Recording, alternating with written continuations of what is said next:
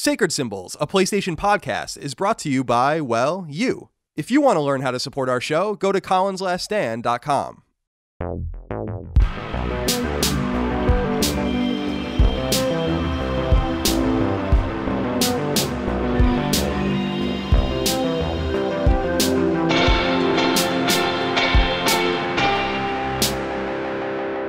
Greetings and salutations. Welcome back to Sacred Symbols, a PlayStation podcast.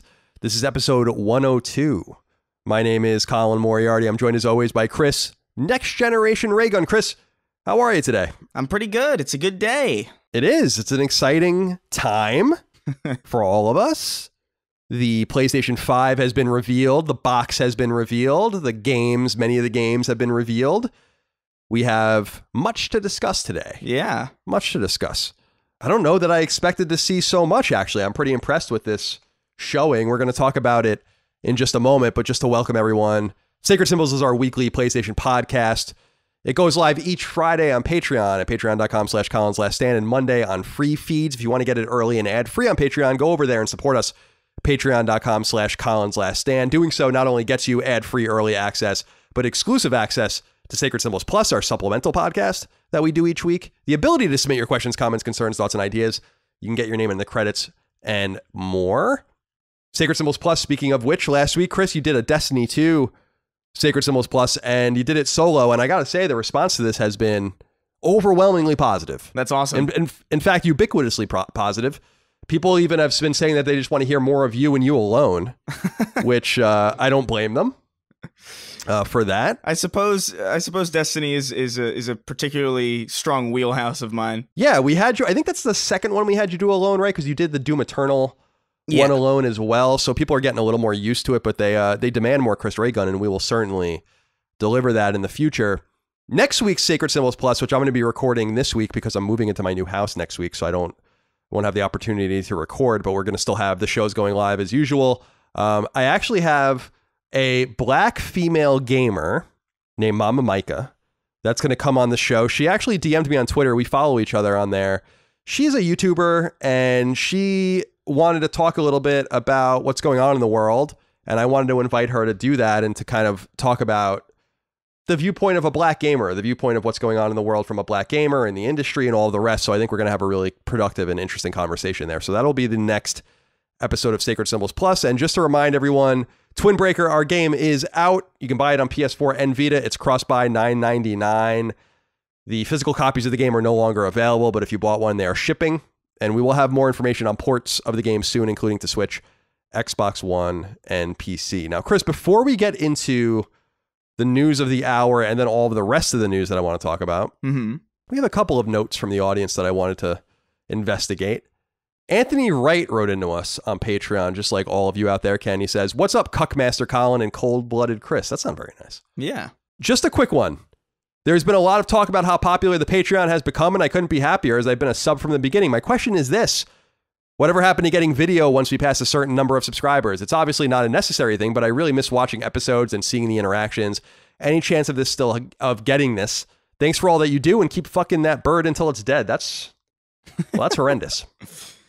Good Lord. Chris, what do you, before I get into all of that, what do you think about doing the show on video? Is that something you even want to do? Is that something that's interesting to you? I mean, the allure was a lot stronger when we were in the same, part of the world.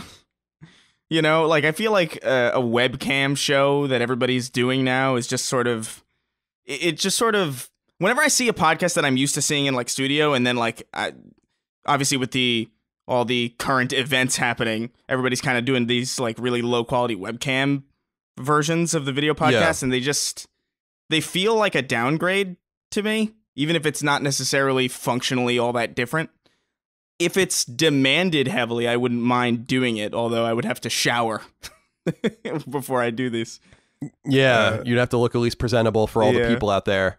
So what Anthony is referring to is that some time ago, before we launched Sacred Symbols Plus, I put up a goal on Patreon that if we passed, I think, 5,500 subscribers, we would do the show on video as well. And we never actually hit that goal when it was up. And so I removed it.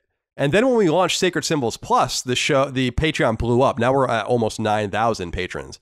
So my argument here, Anthony, is that the goal wasn't hit under the under the parameters that we set out. It was then hit later on when it was removed because of something else. So this was pretty transparent. I did write about this on Patreon. I understand if some people missed it. I'm not necessarily opposed to doing some sort of video show, but I just don't think it really adds anything to the show. And the show is heavily edited, like I think all all podcasts should be. Yeah. Because I don't think you should have all these ums and uhs and mouth noises and dead space or whatever. And well, you should have dead space, but not dead air in your podcast. So it would just look weird. I've been thinking about ways to make this happen on Patreon or on YouTube, because we put the show on YouTube and it's just basically the audio only with a still image. And I was thinking, like, could we edit it so that it has like trailers and like what we're talking about and whatever? And I just don't know that this is worth the effort. I do run a business, do want to make a profit. I don't know that I'm going to be making a profit by putting in all this extra work and hiring this extra help that would be needed to do it, or giving Dustin more money to do that. So I don't think you're going to see that anytime soon. We are an audio podcast, but I do want to say that we're open to all suggestions. And if more people want to see it, give us your ideas and let us know what you want to see.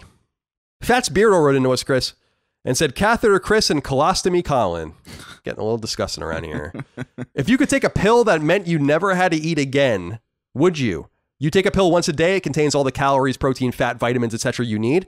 It's cheap and there's no negative side effects, but you can never eat again once you start the pill. I hate this question. Yeah, no. From Fats Beardo. Why would I never want to eat again? Yeah, eating is good. What about all the delicious foods that you like that give you life? Like, no, I would hate that. I would like to take a pill and never have to eat again. That'd be cool. So I wouldn't be like, sitting and like potentially starving and then like forgetting to eat and only remembering when my nervous system begins to shut down and fail me. But, I would still want to eat as like a leisure activity at least, just to indulge in the flavor. Like if I could never eat again, nah, fuck that. Yeah, it'd be awful. I mean, I'm thinking, Fats Beardo, that the exact opposite is true, that I would like a pill that meant I could eat whatever I want, however I wanted to eat it, and there would be no ramifications for it. That's a tantalizing pill. Yeah. That the pharmaceutical companies out there can make. But a pill that gave me all the nutrients I needed, but I would just take one pill a day. I mean, that sounds horrible. To never eat a piece of pizza again, or a cheeseburger, or drink like a Coke or a milkshake, or have pasta again. It's like, what? Yeah. Who would that be tempting to?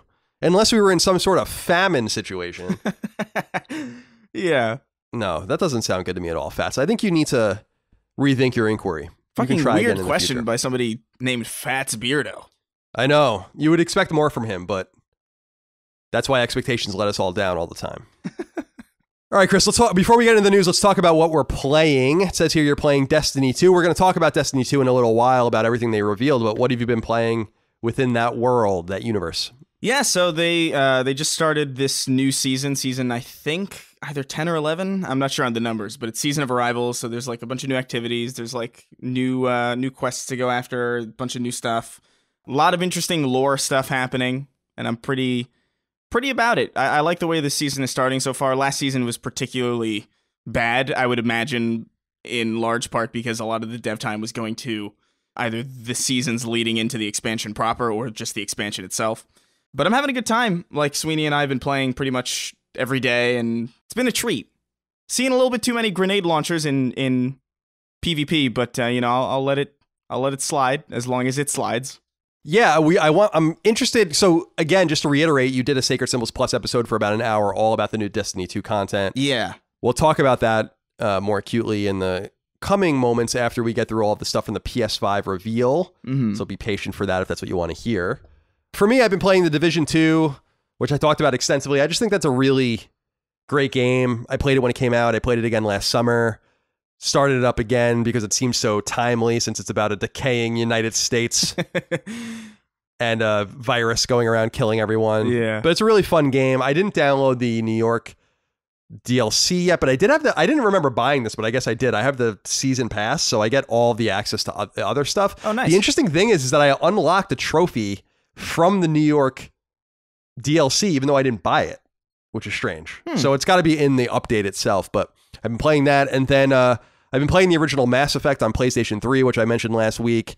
We're going to do a knockback episode of that, me and my brother, next week. It's good. It's a fun game. I'm getting sucked into it. It does start slow. It's definitely not aged very well, but I do love all the RPG elements in the game, and I personally like driving the Mako around the different planets. Yeah. It's I don't fun. mind it. I like well, at the time specifically, and I think still, if we're being really honest, it doesn't control particularly well, but it's also kind of fun because it's just a mess. I think it's fun in a way that they probably didn't intend it to be, because it's just this physics monstrosity that you just pilot around these really not forgiving terrains, and it's fun to just watch this hulking thing just sort of flop around like a leaf. Yeah, it's also fun to just, like, the game doesn't look very well a lot, but then when you're in space, the game starts looking really good. Oh yeah. If you look into the skies and on the horizons of various planets or moons that you're on, and you see like binary stars and like really nearby moons or planets, and I don't know, the game looks really good from that perspective. There's a lot of work that went into those different stages that I think is a little underappreciated. I was always a little confused why people were so hard on that particular aspect of the game, and they obviously removed it from 2 and 3, so they did listen, but I guess I'm in the minority that enjoyed that kind of stuff. Yeah. So that is what I've been playing recently, but I am, as I said earlier, in the midst of a move. I'm moving, at the time we're recording this, I'm moving in like 72 hours into my new house. So, oh, wow, nice. Yeah, so just a lot of things to take care of right now. I'm packing my stuff up too. Oh, excellent. Yeah, when do you move? 27th, but I gotta like fix up some of the walls and like, do a little bit of a repair so I get my money back. Yeah, you don't want to lose your deposit. No. That's always like hidden money that you forget you have. If you live in an apartment long enough, you're like, oh, I forgot I had this several $1,000s that the landlord has been hanging on to. So, well, we'll be keeping an eye on Chris's moving situation as well, of course. Now, Chris, the episode today is going to revolve largely around the PlayStation 5 event. I was trying to say 5 and event at the same time, and it came out as Vive. And I'm curious, before we get into all the exact things that were announced and all of this, what did you think about the overall presentation? How did you feel about Sony kind of coming out their first foot forward with the games, with the console, with the presentation itself? We really, other than getting some Wired articles and some innuendo, some rumors, and then, of course, Mark Cerny's Power Hour, we haven't really seen anything of these games or of these of this platform. No specifics, really. So I'm curious what you thought about the overall presentation, which lasted a little over an hour and which people can go check out on PlayStation's YouTube channel and elsewhere. Talk to me a little bit about it. Yeah, so I thought it was a pretty strong showcase. I think it started a little bit kind of like sawtoothed a little bit, where it was like, okay, that was okay, and it's like, oh, that's cool, and it's like, that's all right. It's like, oh, that's cool. It kind of seesawed back and forth between that in the beginning, and then there was that really weird like middle part where they were like 4K Blu-ray, ray tracing, and it was like, okay, this kind of belongs at the end. But as the show went on, I think it got stronger generally. Like they definitely ended on a pretty high note with several consecutive, like genuinely pretty good showcases. And they showed gameplay, which is good. In some cases, like pretty extensive gameplay, in the cases of like Ratchet Clank and Gran Turismo, and even some of the smaller games that people weren't expecting to see had a decent amount of gameplay behind it. So I thought it was a pretty strong showcase. And we saw the machine like I thought we would. So yeah, so you were totally right about that, and I was wrong. I didn't think that we would see the box. I'm trying to find... Yeah, so I said the console will not be shown. You said that the console will be shown. Mm-hmm.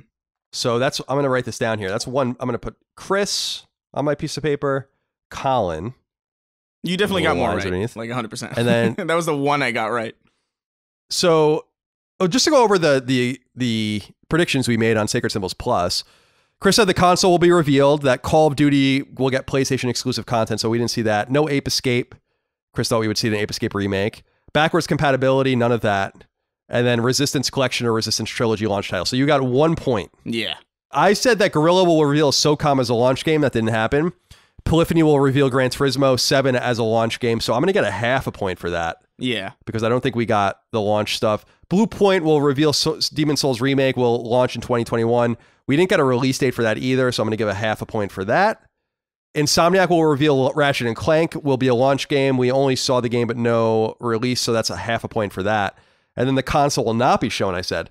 So actually, I didn't win by very much. According to my mathematics, it's 1 to 1.5. Yeah. So honestly, not a very impressive showing for either of us. Yeah, we did pretty poorly. Now, IGN, my old website, has a really nice rundown of everything that was announced at the show. I was going to sit down and write everything out in my own document like I usually do, but I felt like we would be waiting too long for the show to get out because I want to publish it immediately once it's ready from Dustin. So I'm going to use their little rundown instead to go over everything that was shown. And I think the big thing was at the end. So we saw the PS5 console. It is the console has been revealed, and they have reiterated the holiday 2020 launch window, but they did something a little surprising, which I was really happy with, which they talked about how there's going to be 2 SKUs of PlayStation 5, one with a disc drive and one without. So talk to me a little bit about what you think about the dual sort of approach with the SKUs and what you think about the console and the way it looks itself. Yeah, so I think the dual SKU is a good idea. Obviously, I think the Xbox One did this, I think, a year and a half ago or something like that, where they had an Xbox One all digital edition, and it was like $50 cheaper or something like that. It came at a price cut, which is nice. It's a smart way to get people involved in the new generation, gives them a cheaper jumping in point. Digital just seems to be the way of the future now, and it has been like that on PC for a really long time anyway. So it seems like this is becoming a future that more and more people are comfortable with. I know I've been comfortable with it for a while. So I think that is smart. The look of the console, I'm iffy.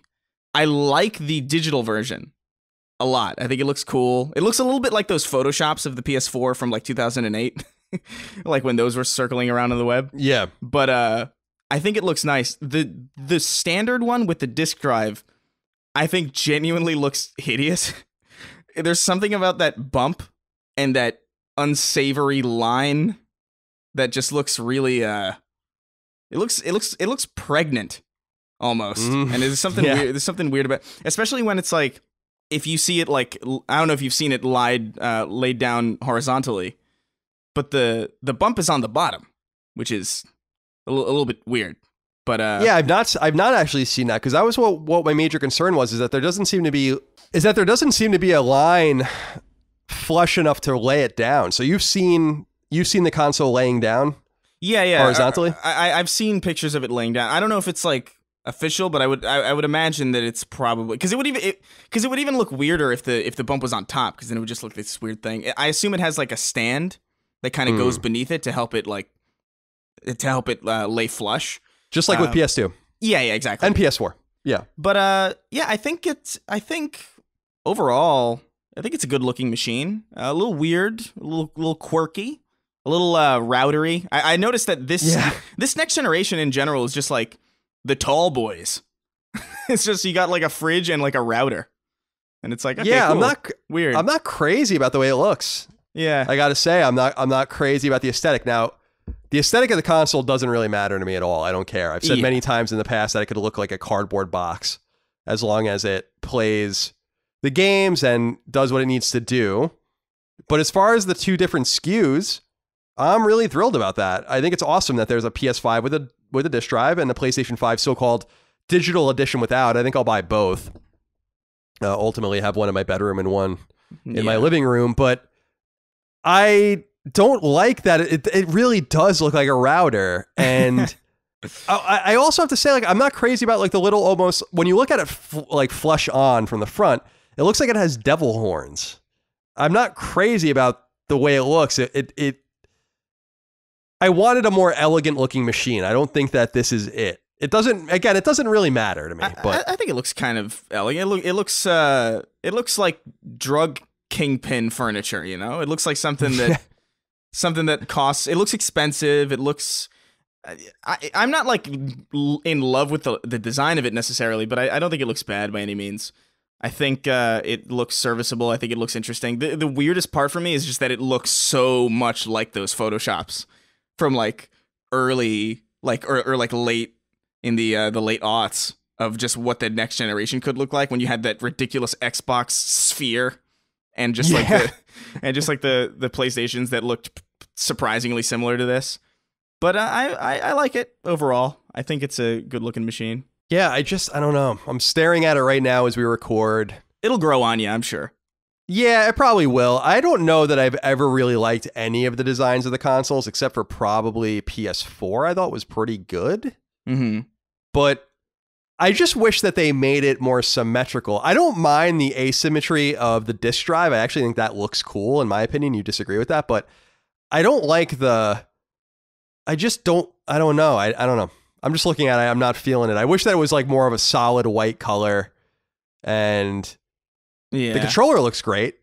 Yeah. But I guess they were kind of telegraphing what this console was going to look like with the controller itself, because you have this mostly white DualSense controller with the white touchpad and then kind of the black accents and that, and we have the white on black accent here with the PlayStation 5 itself.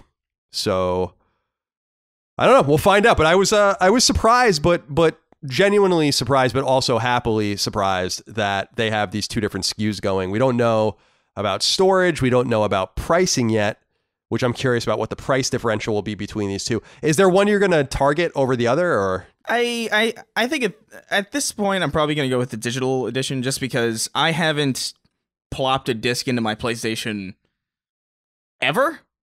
Actually, like ever since I've owned the PlayStation 4, I haven't owned a single. The oldest game on disc that I own from this generation is Metal Gear Solid 5, The Phantom Pain on Xbox One. Yeah. On Xbox One. And that's like the only disc I have from this generation. And the original Destiny, which at the time I was like, no, I'm not downloading things. 2014. Yeah. So it's been like it's been about like 6 years since I've ever even owned a disc, and I feel like at this point, if I own a disc, it's really just for shits and giggles and like for the collecting aspect of it. I don't intend to buy this the disc one. I'll be interested to see which one's more popular. Yeah, because digital purchasing has really ramped up, as we've been talking about, since COVID has settled in. But I think even before that, Borderlands 3 was experiencing like 7 out of 10 games purchased digitally. We saw, I think, Final Fantasy VII selling more digitally, but that was in the COVID era. So I'll be interested to see what people do and how they respond, and if Sony even talks about the differential between the consoles. Because when PS3 launched and they had the different SKUs as far as hard drive space is concerned, they actually didn't get too granular with it. So I don't know if they'll do that here, but I really do want to buy both. I'm loath to buy the digital version only or the digital edition, because PS5 will be backwards compatible. I do own a shit ton of physical games. Yeah. Maybe I'll want to go back and play them at some point, so that might be my only option. What would be interesting, Chris, is and this would be a real waste, but I feel like they could have done this, but I don't know if people would have liked it, but is to have just released the digital edition, like the solid state version, and then release an external drive that you had to buy separately if you wanted it. That would be equivalent to what it would cost to buy the PS5 with the drive itself. Because that would be a more tantalizing thing, and then that would give people more options, more non-linear options in terms of their purchasing power. Yeah. But I don't know. I know some people really enjoy watching Blu-ray movies, and they want to buy games on discs, so this is for them. But I would be very confident. Yeah. Oh yeah. It's got a 4K Blu-ray in it now, which is right. Nice. That's a pretty good feature. I'll say though that I think the digital edition will sell more, and I don't know if we'll hear about that further. But no, it's definitely going to be cheaper. So. I assume more people are going to buy it. What's your price prediction for these consoles, since we didn't see anything? Based on the fact that they're not talking about price, even though they've showed the machine, it seems like they're waiting for Microsoft to go. And that seems to telegraph to me that the price is probably higher than people expect. What was our initial prediction? It was like $499.99, I thought was what we were predicting. Maybe $549.99 was the highest. I think $499.99 is probably the price of the digital version. Right. And I think the disc version is actually like a little bit like, whoa, like what is that? It's probably going to be like closer to the mid fives. Yeah. I don't see why if it was cheaper than that, I don't see why they wouldn't have just gone ahead and announced the price and just accepted pre-orders today. I think you're right. I think that the PS5 digital edition will be $499.99 US, and I think the PS5 standard with the disc drive will be $599.99 US. I know that the $599.99 USD thing is a meme from the PlayStation 3 era. For those of you who were out there and paying attention in 2006, that was a real disastrous time. But that was also 14 years ago. Yeah. And $599.99 then and $599.99 now are two different things because of inflation and purchasing power. So I don't know that it's that deadly to expose the console to that otherwise meme-worthy price point. So I think you're right. I think $499.99, $599.99. I say I think the PS5 with the disc drive might even be more than that.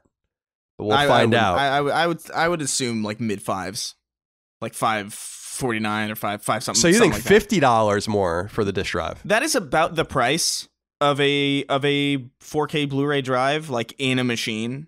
I think, because that's about how much cheaper the Xbox One was without that's all I'm basing it off of. It could be more expensive. Maybe it's more expensive and it has more storage potentially. We still don't really have info on like exactly like the granular numbers of all of these specs. But yeah, I would be shocked if it's $599. That would be surprising. Although I don't necessarily think it would be deadly. I don't know. I guess we're going to find out. I'm really interested to see how they balance these two things, because it's, for the first time, we're getting two PlayStation SKUs that are really markedly different. It's not just about the internal hard drives of them, which was pretty novel in 2006, 2007. Mm-hmm. The idea of like, oh, you want like a 20 gig or a 40 gig or a 60 gig? Obviously, we're now dealing in terms of terabytes. So we've come a long way. But I'll be really, really interested to see how they balance these prices, how they make them both tantalizing, and I think who attaches themselves to one or the other. Because as a digital guy myself, I find myself really still very intrigued by the disc version just because of the backwards compatibility. So it's funny, I have no interest in buying PS5 games on disc. I don't think I'll buy any of them on disc if I can avoid it. Yet I still want the disc version just because I have hundreds of games on PS3 and PS4 physically that I would otherwise not have access to. Yeah. I wish that there was a way for them to figure out a way to digitally download these games without the disc, but obviously that's too much to ask, and I don't know how they would possibly do that. They didn't really go into back compat, which is interesting because I don't want to necessarily derail this too much, but we started, the Sony event started with an announcement that Grand Theft Auto 5 was coming to PS5 in 2021 with like enhancements, which is kind of confusing because it seems to telegraph that you won't be able to play Grand Theft Auto 5 in 2020 when the system launches. Yeah, I don't know what that was all about. It was hard for me to figure that out too. It's a good point because I was confused by that, because PS5 should be able to play PS4's Grand Theft Auto 5 natively. Yeah. And I think that it probably will, but we can jump right into that news because it is relevant news. I thought it was a little confusing because they started out by talking about PS4, showing PS4 games, having the PS4 logo on screen, and I'm like, this is a mistake. I don't give a fuck about the PS4 right now. We still have a couple of great games coming out to it from the exclusive studios. We have The Last of Us Part 2 on the 19th of June, and then in July we have Ghost of Tsushima, and then we're going to get games like Cyberpunk and a few other things to round things out from third parties. Yeah. But I was confused. Like, there must have been a Rockstar agreement or a 2K Games or a Take-Two agreement to have them integrated into this some way, because they weren't actually represented at all otherwise, with the exception of, I think they showed NBA 2K 21. So we did see that from Take-Two. But to expand on what Chris is talking about here, Grand Theft Auto 5 is coming to PS5 in 2021, which is exciting. Grand Theft Auto 5, one of the very best-selling games of all time. And so it'll be making that jump. But like Chris said, we don't know what that means for backwards compatibility. My assumption is that we're still going to see some backwards compatibility there. They did show, I don't know Grand Theft Auto 5 intimately enough to know if they added in like new tangible content via the trailer that we were shown, because all those characters are familiar to me. Yeah. But I don't know if like any of those scenes were in the original game. It's been so long since I've even played it, probably almost 7 years. Well, they said like enhanced, in PS. So either there are only two real things that could be happening here. Either Grand Theft Auto 5 is not backwards compatible and they're planning on reselling you this game in 2021, which would be like a really stupid idea, or it's going to be backwards compatible out of the gate, but in 2021 there will be like a PS5 patch that will kind of add some quality of life improvements, take advantage of some underlying hardware. But that's also confusing because it's like, shouldn't the machine just do that?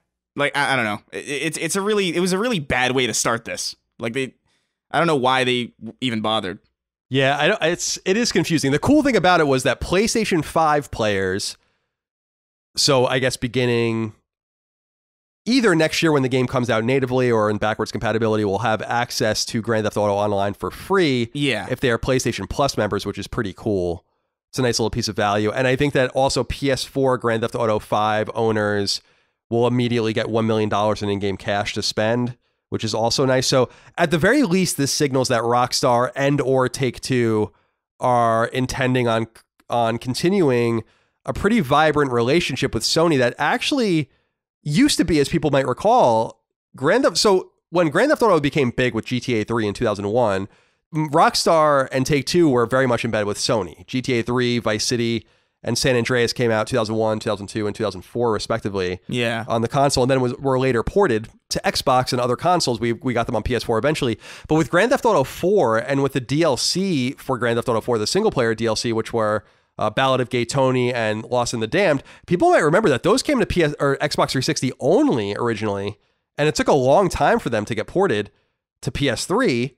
And then the relationship kind of pivoted again back to Sony. There was a Grand Theft Auto, I don't know if it was PS3 or PS4, but there was a Grand Theft Auto PS3 or PS4 bundle. There might have been both. And it seems like they're back in bed with Sony. This is a pretty big thing to start your show with, and it seems like Rockstar was swinging that big dick energy to get them to put Grand Theft Auto 5 up front. Because when I was first seeing this, I was actually like, oh shit. Not being intimately knowledgeable about this particular game, I was like, oh shit, there is single player DLC for this that they're going to actually release finally.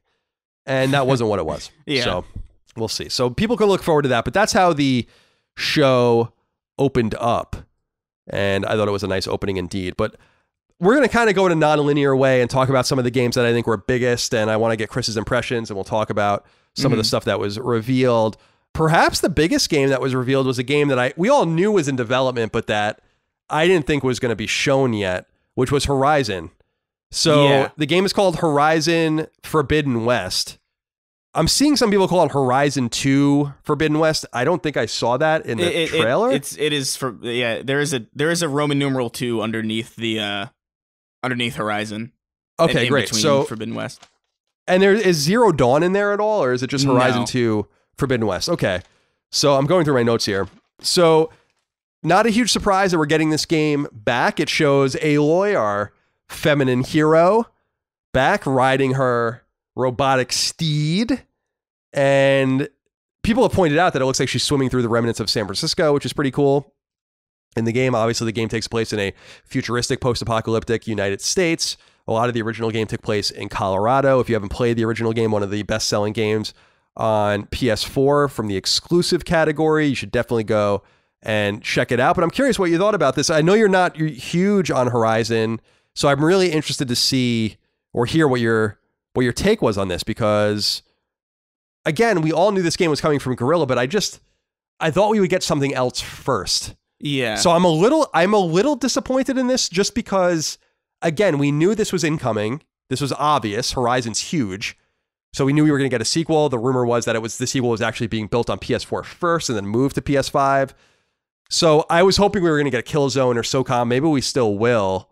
But what did you think about the way this game looked, Forbidden West, and are you excited about it? Yeah, I think it looks pretty good. It looks it's weird because like whenever you're watching like a live stream, you can't really tell how much better things look, because like on the stream it looked like more Horizon, obviously, and I'm sure it's going to look way better than like what we saw on a compressed YouTube stream.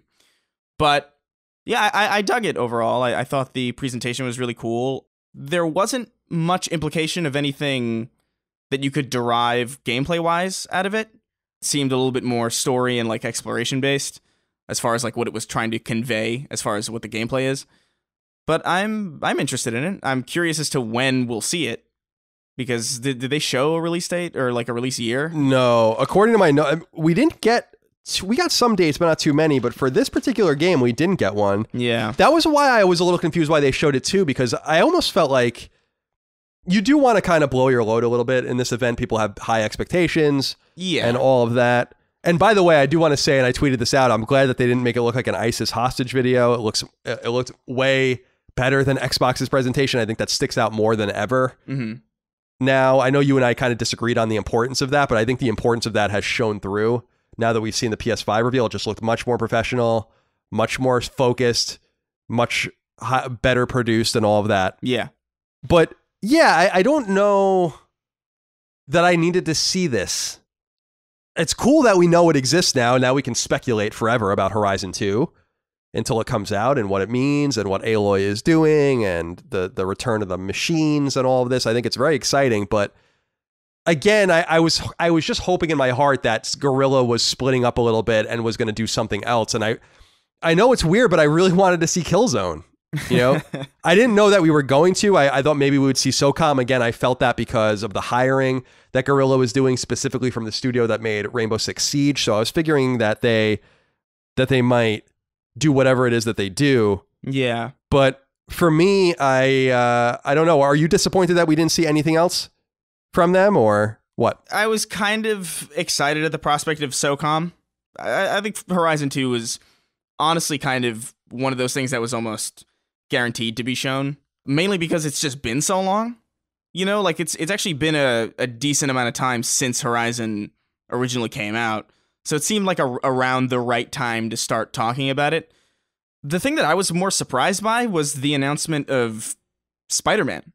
Okay, so let's get into that. So they did at the very top of the show, we saw the PS4 sizzle reel, then we saw the GTA 5 stuff, then Jim Ryan came on, he said, amongst other things, we're going to have our games do the talking, which I really liked, so he wasn't on screen too much.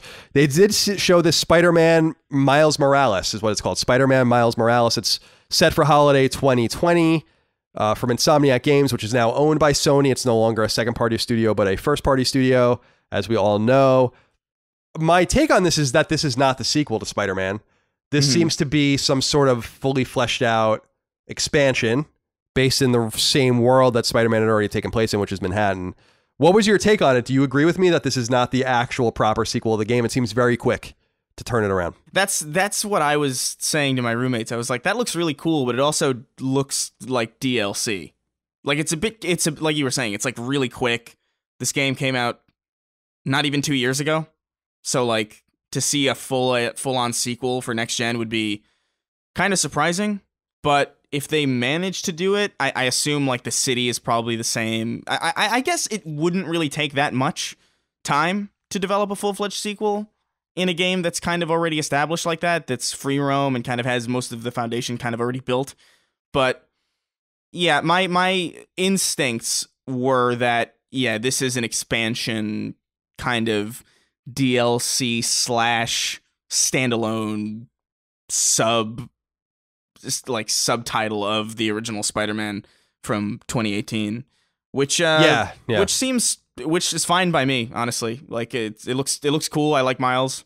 If it plays anywhere near as good as the original, which it probably will, then it'll be something worth paying attention to. Yeah, without getting too much into the original Spider-Man, which again people should play. It's an excellent game. I'm not a huge comic book fan, as everyone knows, but I think it's very much worth looking into if you're into that sort of thing. And even if you're not, like me, you might still casually enjoy just playing a nice open world, kinetic, third-person action game. Yeah, they already supported Spider-Man with, I think, a trio of DLC packs. I think there's a season pass for it. Mm-hmm. This seems like a more, like what Sucker Punch did with Infamous Second Son when they released First Light, when it was basically a full package.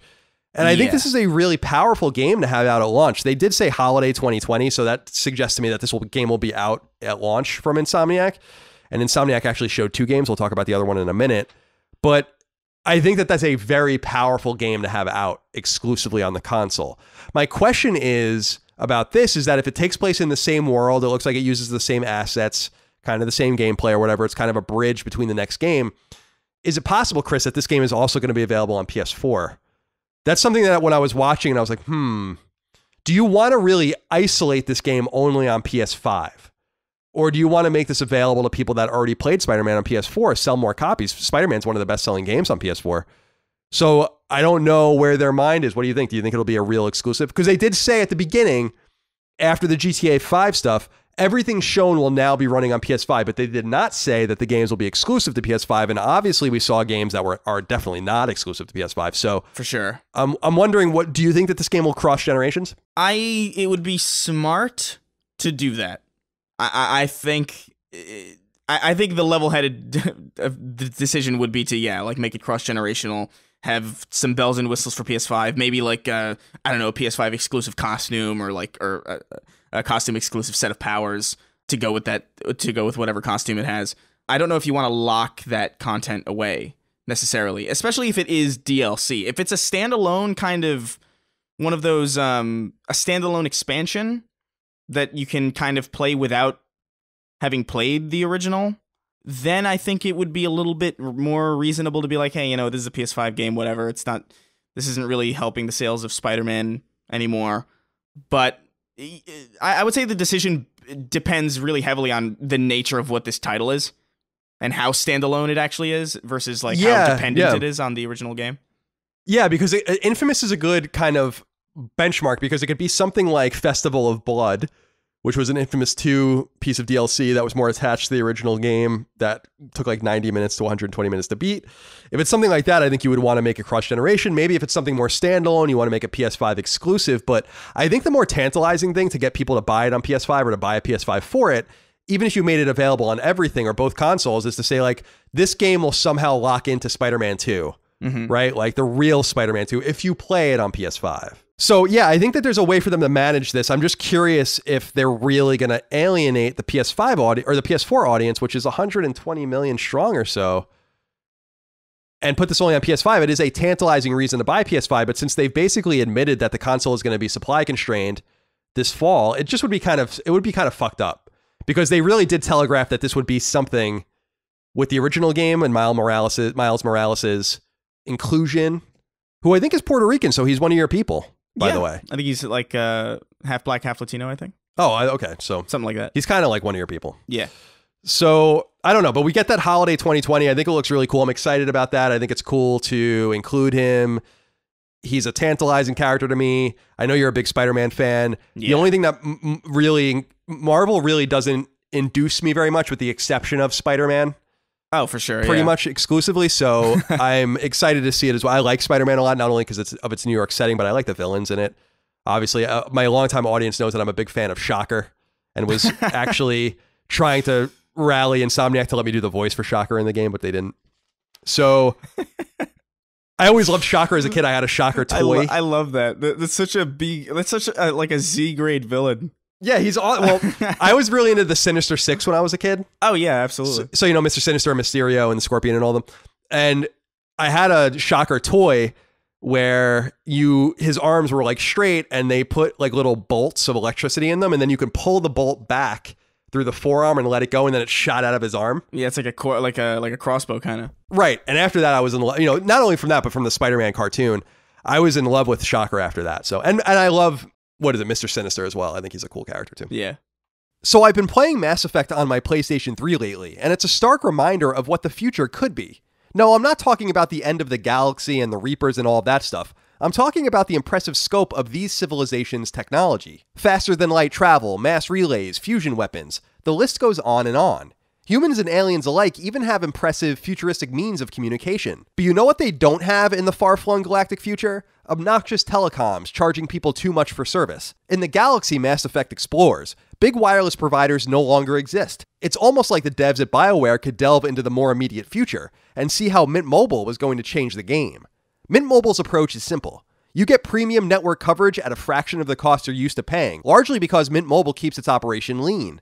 Its retail locations are non-existent, and its overhead is low, so it's able to pass on considerable savings to you. And yes, the savings really are considerable. You can get a plan that cuts your monthly payment down to a meager $15 a month, and in addition to unlimited nationwide talk and text, Mint Mobile also offers data plans that best fit within your projected usage, so you never have to pay for data that you have no prayer of even using. And yes, you can use your phone that you already own, keep your phone number, and much more. The only thing you'll be ditching is your old telecom. kind of like how Commander Shepard ditched Ashley for Miranda in Mass Effect 2. To get your new Mint Mobile wireless plan and cut your monthly cell phone payments to as low as $15 a month, head to mintmobile.com/sacred. That's mintmobile.com/SACRED. Embrace the future, just like the Protheans once did, but in real life instead of in a video game. Again, head to mintmobile.com/sacred to cut your wireless bill down to as little as $15 a month. That's mintmobile.com/sacred. Since we're talking about Insomniac, we might as well stay with them. They also showed Ratchet & Clank Rift Apart. I told you guys this game was going to be ready. Now, I was a little bit surprised that there was no date on it, so it seems like it's going to be a 2021 release. I'm not super surprised by this, I guess, in relation to the fact that Insomniac is already putting out a game seemingly at launch with the Miles Morales Spider-Man spinoff. So they want to hold this. Ratchet & Clank is made from a different Insomniac studio. Ratchet & Clank is made in North Carolina. In your hometown of Burbank is where Spider-Man is made by Insomniac's HQ. So Rift Apart seems really cool, and I was really happy to see my personal friend, Marcus Smith on here. Marcus Smith is a longtime Insomniac employee and was the director of the Resistance series. So it was cool to see his face on there. He was in charge of the DLC for Spider-Man, so it seems like he's moved on to kind of help them get Ratchet & Clank Rift Apart out the door. This is a brand new adventure, so we were kind of curious if, like the 2016 budget Ratchet & Clank that was available for $40, which was a remake of the original, we were curious if this game would be a remake of the second Ratchet & Clank game from PS2. It is not. It's its own game. And I think it looks absolutely amazing. What do you think? Yeah, I think it looks really good. I never had much history with Ratchet & Clank, but I did play the more recent remake on PS4, and I liked it. And this looks really cool. I like what they're doing with the instantaneous loading of different levels, and like how they're tying it into like dimensional kind of powers and like that weird gravity. It was weird. They showcased like this grappling hook that like grappled the world to you rather than grappling you to like a certain point, which was kind of cool, even if it is just kind of like a visual trick. I thought that was like a really neat aspect of what was happening. The weapons looked really cool. It looked really vibrant and colorful, and the animations looked really stand out. And I'm into it. I like it a lot. Yeah, I think it looks awesome. I love Ratchet & Clank. I think it's a really fantastic series. I think it's so playable. It's so charming. I really love how they retconned the 2016 Ratchet & Clank to make Ratchet & Clank actually like each other. As people who have been a longtime fan of the series know, the original Ratchet & Clank is actually a little bit hard to play because Ratchet and Clank hate each other in that game. And they become friends later. So they were able to retcon that successfully to make them like a duo as opposed to basically rivals. And so now they get to go into this second thing. And I think this game really takes advantage rather of the SSD and the instantaneous loading of PS5. It looks awesome. It looks complicated, which is a little surprising for a Ratchet & Clank game that's supposed to be a little bit more accessible to everyone. But nonetheless, I think it looks awesome. I'm really excited to play it. I love that my friend Marcus Smith is involved in it. And they showed a female Lombax in the game as well towards the end. So that's kind of neat. We'll get maybe an introduction of a new character. Clank is a little surprised that he sees a female Lombax. I wonder how that works into the story, but I'm really excited about it. So Ratchet & Clank Rift Apart. I told you guys there was a Ratchet & Clank available on PS5. Colin was right. # Colin was right. All right, so they showed at the beginning Gran Turismo 7, no date. They did show Kazunori talking a little bit about it. They showed gameplay. They showed the UI. You've mentioned in the past that Gran Turismo and other racing games are really great showcases for consoles. We saw that with PS4 with Drive Club, which ended up being a disaster, but we didn't know it at the time when we saw the game originally in 2013. So what was your instinct about this, about seeing Gran Turismo 7 and kind of all the features and the way it looks? Again, reminding people that Sony, I think, wisely locked the stream to 1080p 30. This game will run at 4K 60, my assumption is. Yeah. But I know that they wouldn't be able to get that out to everyone, and it would look even worse and more pixelated. So I think you're going to have to go look at the native trailers to get more information about that. But what did you think about Gran Turismo 7? I think it's about time that the franchise came back. Yeah, I mean, it seems to be in keeping with the tradition of just sort of popping in when a new generation is about to start. I gotta say, I don't know if it's maybe the Unreal Engine trailer that we saw, or the Unreal Engine tech demo we saw a few weeks back. I don't know if it's necessarily that a lot of games are looking very pretty, like by default now. But this looked like, you know, a good-looking racing game, but it didn't necessarily.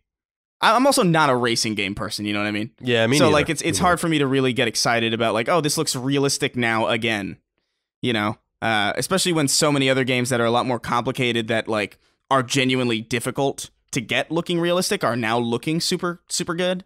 Gran Turismo, I still think has a place, and I still think belongs on the platform, and I still think is probably a good showcase for what the machine can do when you're playing it. But that kind of wow factor didn't really jump out at me on this stream, in large part because, like you said, it was locked to 1080. It was a stream. There was a lot of compression. It kind of steals a lot of the thunder out of what a showcase of a game like Gran Turismo is supposed to be traditionally. I don't know how you felt about it. Yeah, I mean, it's a shame because I think you're going to have to now go back to PlayStation's YouTube channel. I haven't even done so. I assume that they'll now release all the trailers in their native resolution and frame rates. Yeah, because typically when the jump from PS3 to PS4 happened and we saw games like Drive Club, it was impressive because they were able to keep a high resolution and a high frame rate, which wasn't really possible on PS3. And now that we're used to 1080p 60 with some of these games on PS4, now the next jump is 4K 60 or 4K 30, I guess maybe. But with a racing game, you're going to need 4K 60, I think, to make it more impressive. So I thought it looked really good. It looked really slick. We knew this game was coming. Polyphony, more than other studios, Chris, as you know, is really bad at hiding what they're doing. They often really loudly travel to racetracks and to car manufacturers and stuff and take pictures and do all this kind of crazy shit. Yeah. Which I think people that have been following PlayStation for a long time know. They just don't care about if people see them or know what they're doing. And that's how games like GT5 and GT6 leaked. So we knew that GT7 was coming. I was a little bit hesitant about being too excited about this. I'm not going to play it because I don't care about Gran Turismo personally. But I was kind of hoping that they were just going to make this a platform. And when they showed the tail end of the trailer and showed the UI for the game, that's what I thought they were getting into, but they didn't actually illuminate any more of it than just showing it. Yeah. As opposed to, like, in other words, being like, this is kind of a really robust user interface. You'll be able to kind of buy and select cars and select drivers and select tracks, whatever the case might be. But it seems like it's going to be an all-encompassing package. I still feel like Gran Turismo is one of those games that could best showcase the future of what IP can do within Sony's ecosystem. Yeah. By not being a self-contained game, but by being something persistent that can be played for many years to come. So I'm still kind of hoping that they do that, but I don't know if they're going to. Yeah. I'm glad it exists finally, like out in the open. Yeah, because we saw the logo, which was basically made up yeah. a couple weeks ago on Instagram from like a racing chair company. Everyone got on them, but obviously this game was coming, and so now we know it is. No date on that yet, but we know it's coming from Polyphony. Very talented Japanese studio, long-time Sony studio, one of the very first-party studios that Sony owned.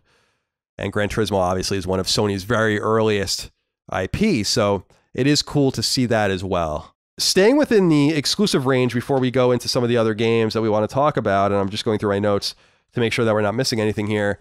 They showed Demon's Souls. Now, this was a game I told you for a long time was coming too. This is being developed by Bluepoint in conjunction with production help from Japan Studio. Not a huge surprise. That's the same setup that happened the original time with From Software in Japan Studio. For people that are unaware, Demon's Souls is basically the original Souls game. So Dark Souls, Bloodborne, all of that. Came out in early 2009 in Japan and in late 2009 in North America. Didn't come to Europe until 2010, actually. And this is one of the examples of a game that Sony didn't realize what they had.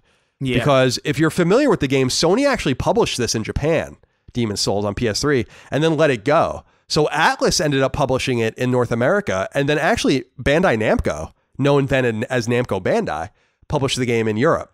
So this was a game that was long rumored to be remade. It is being remade by Bluepoint, which is, I'm still confident, will be purchased eventually by Sony. And it looks really great. What do you think, Chris, about the confirmation that this game is coming and what it means for PS5? I think it's a good get. I think it looks gorgeous. Like, it's like visually really striking. These games bring me great pain. And they feel like they're bullies. And every time I see it, I'm reminded of everything that's wrong with me. But I think it's a good get to have on the console. I don't know. Did we get a date on that? 2021, right? Yeah, no, I don't think there was. Let me look here, but I don't think that there was a date. Yeah, no, there wasn't on it. Yeah, I would have written it down. Yeah, I'm not seeing any date here on any of the notes I have as well. Yeah, I think it's a good.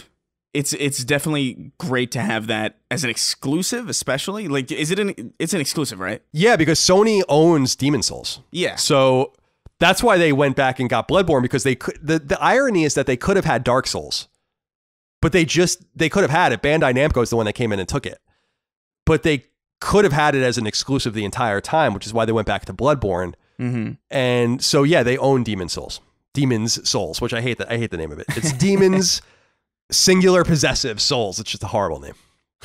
But it looks great when that big knight puts the shield down on the ground and stuff. I'm like, oh, this looks really good. Yeah. So I'll give it a go. I played it a little bit, Demon's Souls, when it came out in 2009. Again, I like punishing games in 2D. I have less tolerance for punishing games in 3D. So that was one of the turnoffs for me. I just don't think I'm good enough for it. But maybe I'll go back and give it a try. So we have that as well. Now before we get into some of these other games, and there's some big ones here, I wanted to go through my notes and just point out that they talked about, and this is really exciting to me, Chris, a Housemarque game, a third-person shooter called Returnal, which is being published by Sony. So what do you think of this?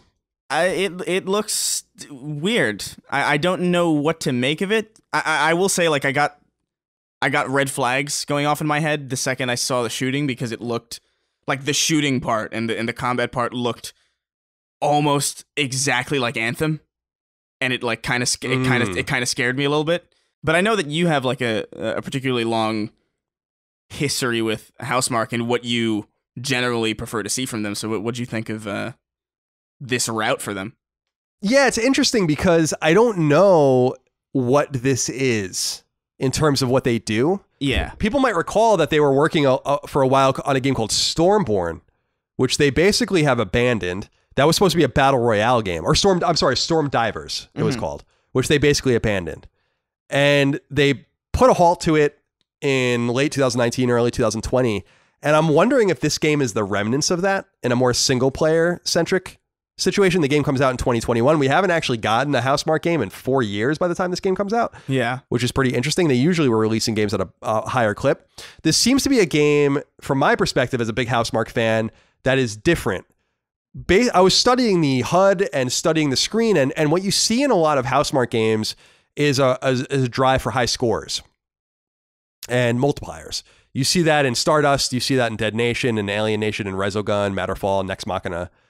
And with this game, you don't see that. So I'm wondering if it's something like kind of a step up for them. Yeah. The shooting reminded me a little bit. We didn't see too much cover, but it reminded me a little bit of like what you would see out of the Order 1886 or something like that, which in turn was something you would see out of like Gears of War. Mm-hmm. The camera doesn't seem close enough for that particular analogy, but I'm just wondering, Sony got back into bed with them for this. Yeah. And Sony kind of seemed not happy with Housemarque. And as I've told people in the past, Sony had some conflict with Housemarque over Resogun and the way that game was being handled. And Resogun's awesome.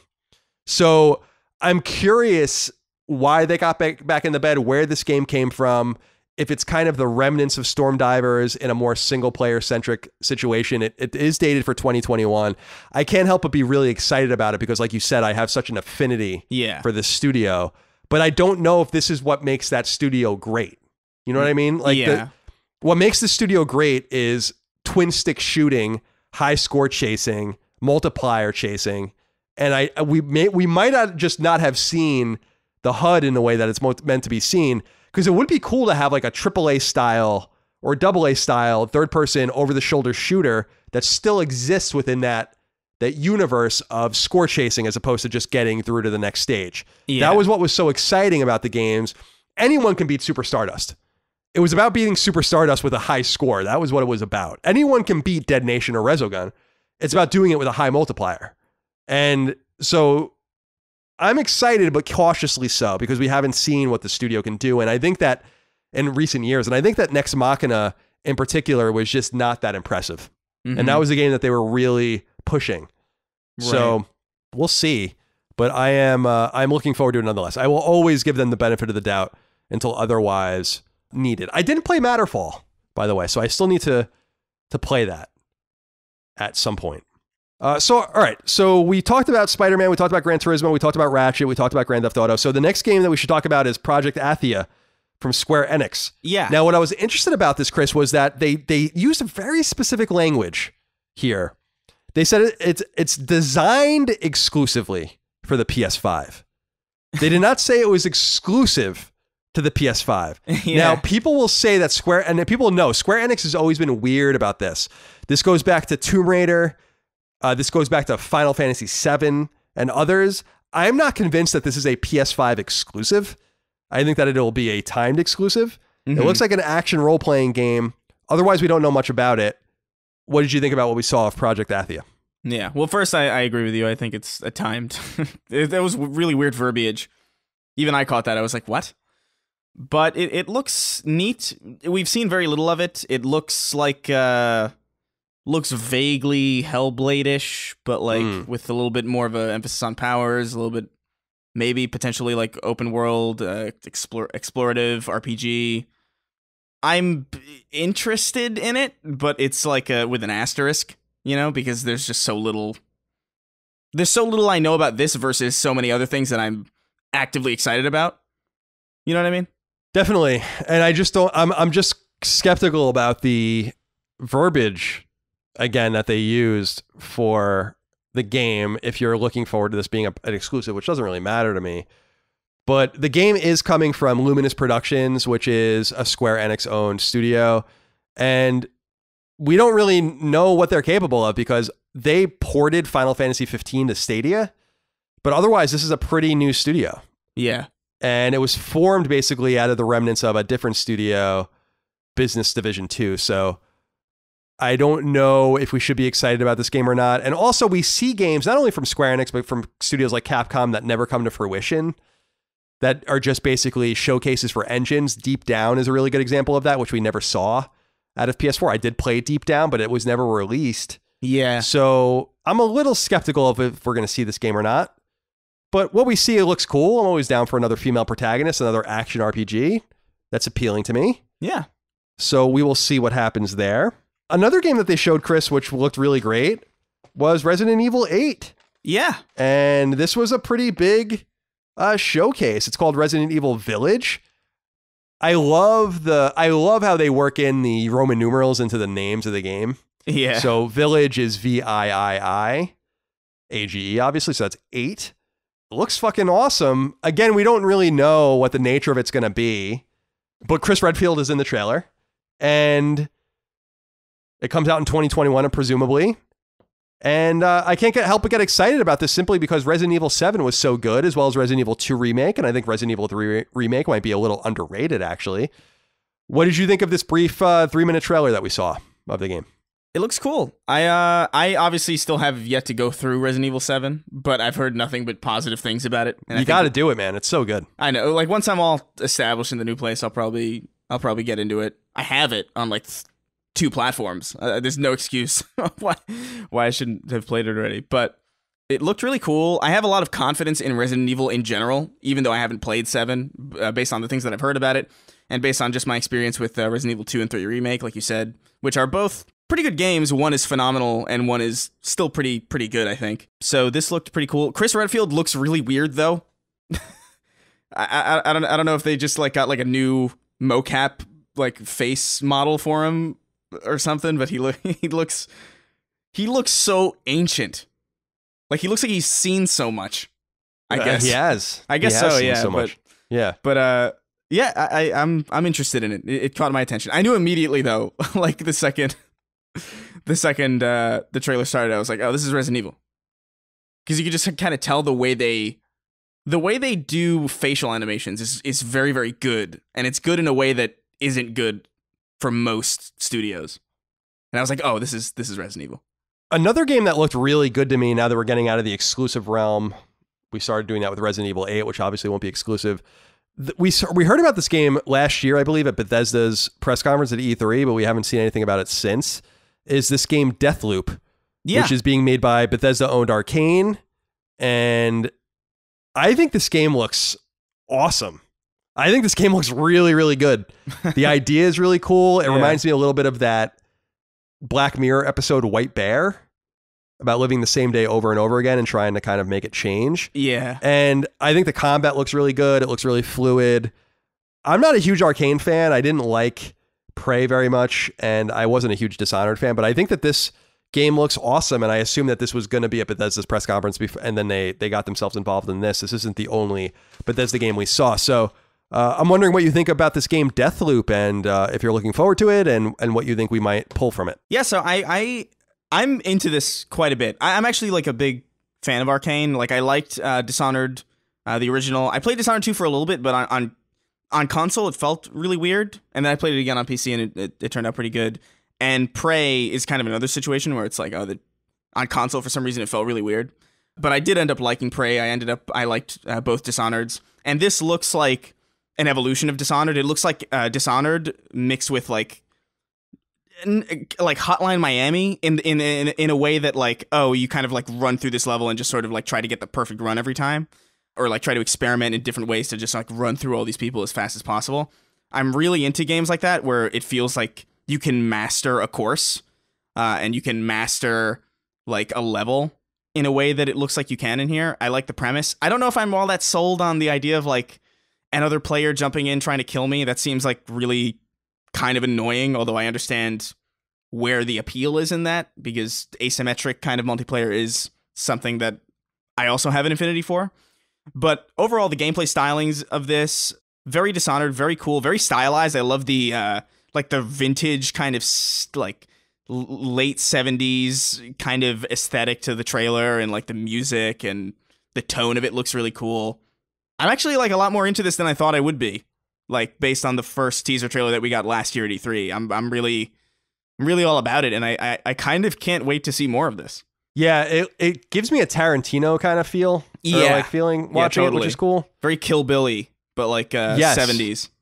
Yes, definitely. So I think that game looks really cool. Definitely go check out that trailer if you guys and gals out there haven't seen it yet. Another game they showed was Hitman 3, which is coming to both PS4 and PS5.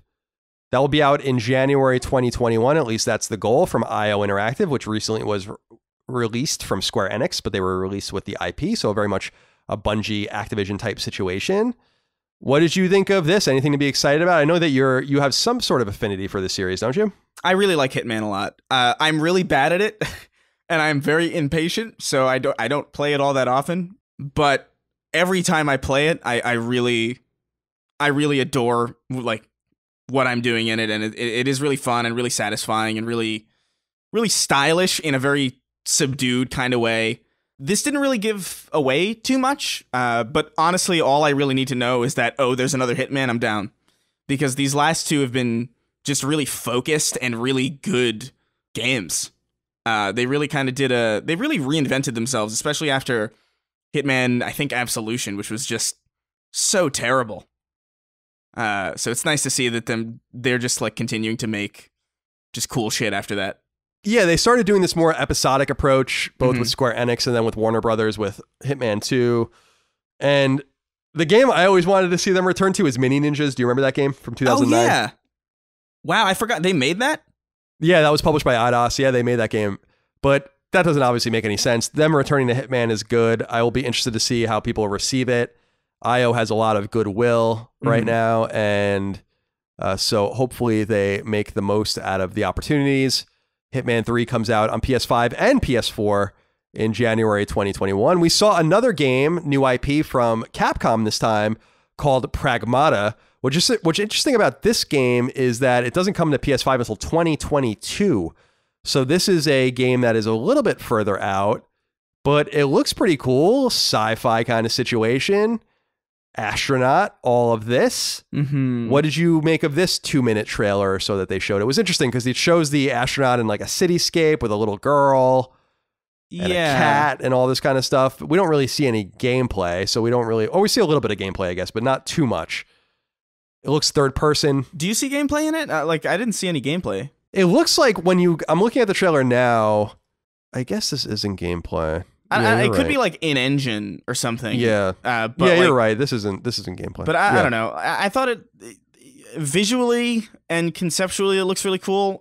It's hard for me to get excited though because I just don't know what the game is. This is kind of the problem with a lot of these like teaser trailers, and this was the problem with Deathloop last year. It was like, okay, it's a death loop, I guess. And there's like, that's really all you could really garner from it.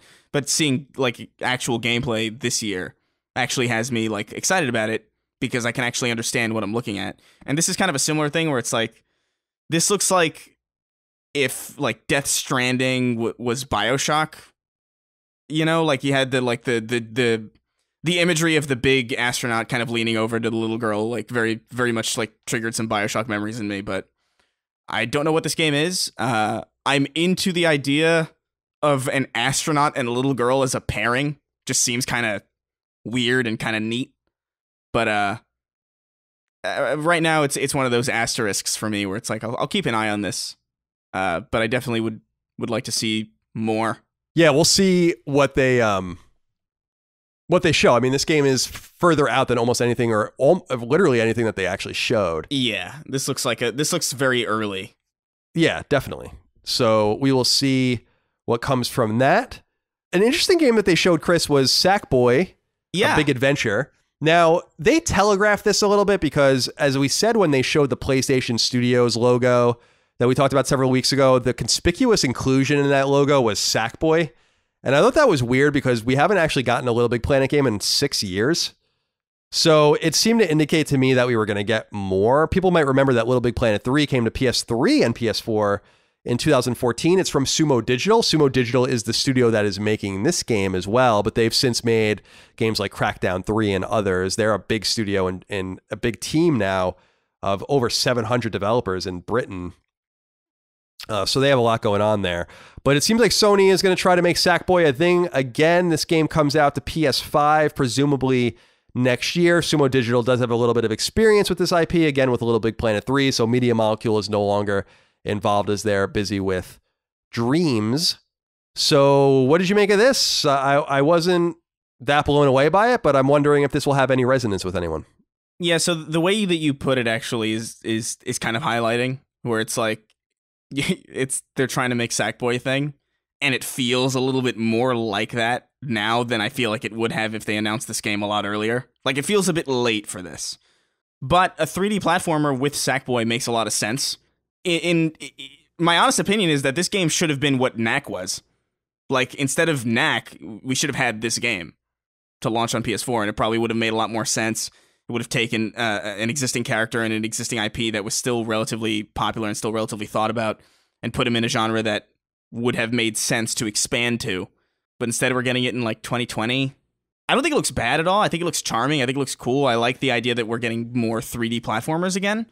But just this specific one just feels like really overdue. And like you said, it feels like they're trying to make it a thing. It feels like they're kind of forcing it almost. Even if that's not really what the intention is. I don't know. I'm like iffy. We'll see how this does. Yeah. I think. Yeah. I hope there is a place for this. I hope it does well. Yeah, because, me too. Like, 3D platformers are really good. And A Hat in Time was like so stupid good for no reason. And obviously Mario Odyssey is like uncontested in that field because it's one of the few 3D platformers that bother to exist. So it's good. It's a good idea to compete in this arena, I think, if nothing else. Yeah, I don't think it hurts for them to do this. Sure. It's probably a pretty cheap game for them to make. Sumo Digital is a contract studio, so they're doing it with second-party resources, and we'll see what comes of it. I mean, I appreciate Sony's insistence on trying to make things happen. They did the same thing with Fat Princess on the PS4 with Fat Princess's Adventures and stuff. Like, just see what you can do with some of these IP. You've done the work of making them, of trademarking them, of making it what it is, so you shouldn't necessarily abandon it. And I do think that Sackboy does have a place. He's an interesting character and a cute character. Yeah. So hopefully it does well. I'm not confident, but we will see what happens. Another thing they showed is Astro's Playroom. Mm-hmm. Now, this is an interesting game because Astrobot Rescue Mission, as people might remember, is a PSVR game and one of the very best PSVR game, according to a lot of people. I've not played it, but it's a game that people really enjoy. I think it came out in 2018. So in the same universe, as it were, Astro's Playroom is going to be a PS5 game. It doesn't appear that you're going to need PSVR for it, although maybe you will, or maybe it'll have some sort of functionality with it, but it will come preloaded into your console. Not necessarily unheard of, because we got something like Welcome Room with Vita that even had trophies on it that came with the console. But this is just a way for you to, I guess, familiarize yourself with the console, play around with it. There are 4 worlds in the game, and it kind of explores what the DualSense can do. Yeah. That's kind of the idea. So what did you think of the inclusion of these characters and this IP on the PS5 itself? It'll be something that everyone has access to. Yeah, it looks all right. I thought I saw one stage in particular that looked like you were playing around in the PS2 like memory towers from like the startup screen of the PS2. That looked kind of cool to me as a nostalgic person. But you know, it's a freeware game. I'm not gonna give it too much. I'm not gonna harp on it. You know. Yeah, it's a little confusing just from the sense of, I thought Astrobot did so well for Japan Studio and for Sony and PSVR that they were going to make like a proper sequel and really treat it well. They might still do that. This might not be any harbinger of things to come for that particular IP, but you would think you would want to hold back with these guys and make it a really meaningful game for PSVR 2 or something like that. But maybe that's the idea, is to kind of integrate this in the PS5's users' experiences. And then when PSVR 2 comes out, you can say like, hey, you're familiar with these characters. We're going to make a proper sequel to our original PSVR game. That's definitely the strategy, I think. And it's a smart one, I think. Another game they showed is a game called Bugsnax. This is from the guys that made Octodad, Young Horses. I can't stand Octodad. I think that game is completely ridiculous and overrated. It's like unplayable. So I wasn't a huge fan of that game at all. I didn't understand the hype behind it when it came out, I think back in 2014. So people can go play that. It's called Octodad Deadliest Catch, which is a funny name. But this particular game, it looks really charming and cute. There's like a strawberry running around in the beginning, and some different kinds of creatures and animals, like a walrus character and others. It looks like a 3D platformer of some sort. It looks very charming. I don't think it'll be locked to PS5, but it's a game that they felt like they needed to show. Obviously, PlayStation has a relationship with Young Horses. So is there anything you have to say about Bugsnax? It looks cute. I'm not gonna lie. Like when I saw it, I was like, what am I looking at? Like the whole time, I was like, what the fuck is this? I think is something that I audibly said. But you know, it's a thing. I don't know if I'm ever gonna play this, because I just don't know if I'm really the target audience for it. But it looks like a fever dream. So it really does. I don't know what else I could say about it. It's even just the name Bugsnax was just really. Did they just eat like fruits and become fruits? I don't know. Is kind of the vibe. It remains to be seen. It remains to be seen to me. Yeah, what the situation is here. They also showed more gameplay from Ghostwire Tokyo.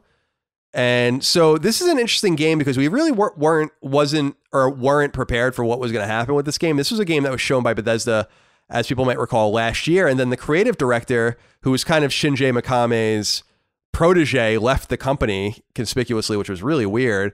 So it was interesting that Bethesda, who's the publisher of the game and the owner of Tango Gameworks, the developer, showed Shinji Mikami, who was, of course, one of the fathers of Resident Evil.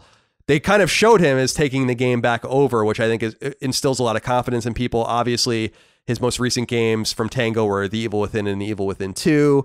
I think this game looks awesome. It's set for release on 2021. It's obviously not a PS5 exclusive. It'll come to Xbox as well. But do you have any additional thoughts on Ghostwire Tokyo? Yeah, so it looks really cool. I like the look of what I'm seeing. I'm also kind of thrown off though, because I expected like a horror game, you know, like more of a direct kind of scary game, but this looks more like a kind of like an action game with horror elements. It reminds me like a little bit more of like a little bit more of an actiony BioShock is the kind of vibe that I was getting, where there's horror elements, but you can still deal pretty significant damage to whatever you come across. I don't know. I'm definitely into it because the setting, at the very least, is really cool. And some of the enemy designs look really cool, but I was really not expecting it to be an action game. Yeah, I agree with you. It looked a little more action-oriented than I had anticipated, which is fine, but I really hope that they hone in on that horror aesthetic, because that's what Tango is so well known for, and obviously Mikami is so known for. So it would really be a waste to not take advantage of that, because the original trailer that we were shown at E3, I believe, last year was really haunting. And I didn't get that same vibe from this. So I think you're absolutely right, but I'm hoping that Bethesda stays the course and create something that is worthy of that Tango studio in Mikame, which I think they will. Yeah. So people can look forward to that in 2021. Interesting trailer if you want to go check it out. Another game that we've seen already before, but they showed again and reiterated for what seems to be a launch game, is Gearbox's Godfall. This is an action game, an action RPG. We hadn't seen gameplay of it, I don't think, until now, but we knew this game existed. As far as I remember, it was actually one of the very first, if not the first, next-gen game to be shown. So what did you think of the way this game looks? It looks a little generic to me, but I think it looks fun. I'm not sure that anything about it screams next-gen to me. Yeah. But it looks good. It'll be there at launch, so it's probably going to do pretty well and garner an audience. Is there anything interesting about this game to you? I kind of hated it. I kind of hated everything that I saw of it. Like, the trailer was just, like, really... Like, the music that they chose for the trailer was really, like not at all... It felt, like, jarring or, like, an accident, almost. The tone of the trailer versus the tone of the art style and the tone of the combat that we were seeing, just, like, it was just a very strange juxtaposition that I don't think really came across as, like, a stylish juxtaposition. It just sort of felt like, we'll use a popular song... or like we'll use like something that's really hype and hopefully people will be hyped about it. It looks, like you said, very, very generic. Gearbox doesn't necessarily inspire me with a lot of confidence outside of Borderlands. And even within Borderlands, there are some aspects that I don't even really feel that confident in them either. So this was one of the ones that I saw at this showcase that I just sort of felt literally nothing about. It was just like, okay, here's a melee combat game, I guess. Yeah, it looks fine. Yeah, I don't know. They'll be there at launch, so they're gonna get an audience. Yeah, I think that's the idea. I'm sure it's gonna be entirely fine. Another game that we saw that we knew already about, but we didn't know was coming to PS5 was Oddworld Soulstorm. Mm-hmm. So I know you're an Oddworld fan. Talk to me a little bit about this. This game looks like it's coming out in 2021. So I'm curious what you make of the new footage we saw, and all of the rest. I just like Oddworld a lot. And I like that world, and I like those characters, and I like those weird creature designs, and thematically, I really like that, like this entire series. It looks more in keeping with what Oddworld originally was. It looks like a proper, like Oddworld, Abe's Exodus, Abe's Odyssey kind of game. Not like one of those weird detours that they took with Stranger's Wrath or Munch's Odyssey, which Munch's Odyssey I actually didn't hate that much. So I'm looking forward to it. I liked seeing Lorne Lanning there, the legendary, limitless, luscious Lorne Lanning. Yeah, he's great. He's a fascinating person, and I'm just excited to see how this turns out. It's like him and Ken Levine are like some of the only developers like by name that I think I'm just like kind of all in on whatever the hell they're gonna make, because I just know it's gonna be weird and interesting. So I'm all for it. Even if some of this footage was stuff that I think I've seen already, some of it was definitely new. So I'm into it. Yeah, Soulstorm's interesting because I think this game was supposed to come out like 2 or 3 years ago at this point. So it's been in development for a pretty long time. It seems like they've gotten some new funding maybe or whatever. And I always liked Lorne Lanning. He's always been really nice to me. Even after all this shit went down with me a couple years ago, he's always been really nice to me. So I'm pulling for him. It was nice to see his face on the footage. So we're looking forward to more of that. I know Chris is especially. We got another game here. It says it's a PS5 console exclusive, an action RPG called Little Devil Inside. I don't know how I feel about this one. It looks pretty cool. Yeah. I think we're getting a lot of these kinds of games, these third-person action RPGs.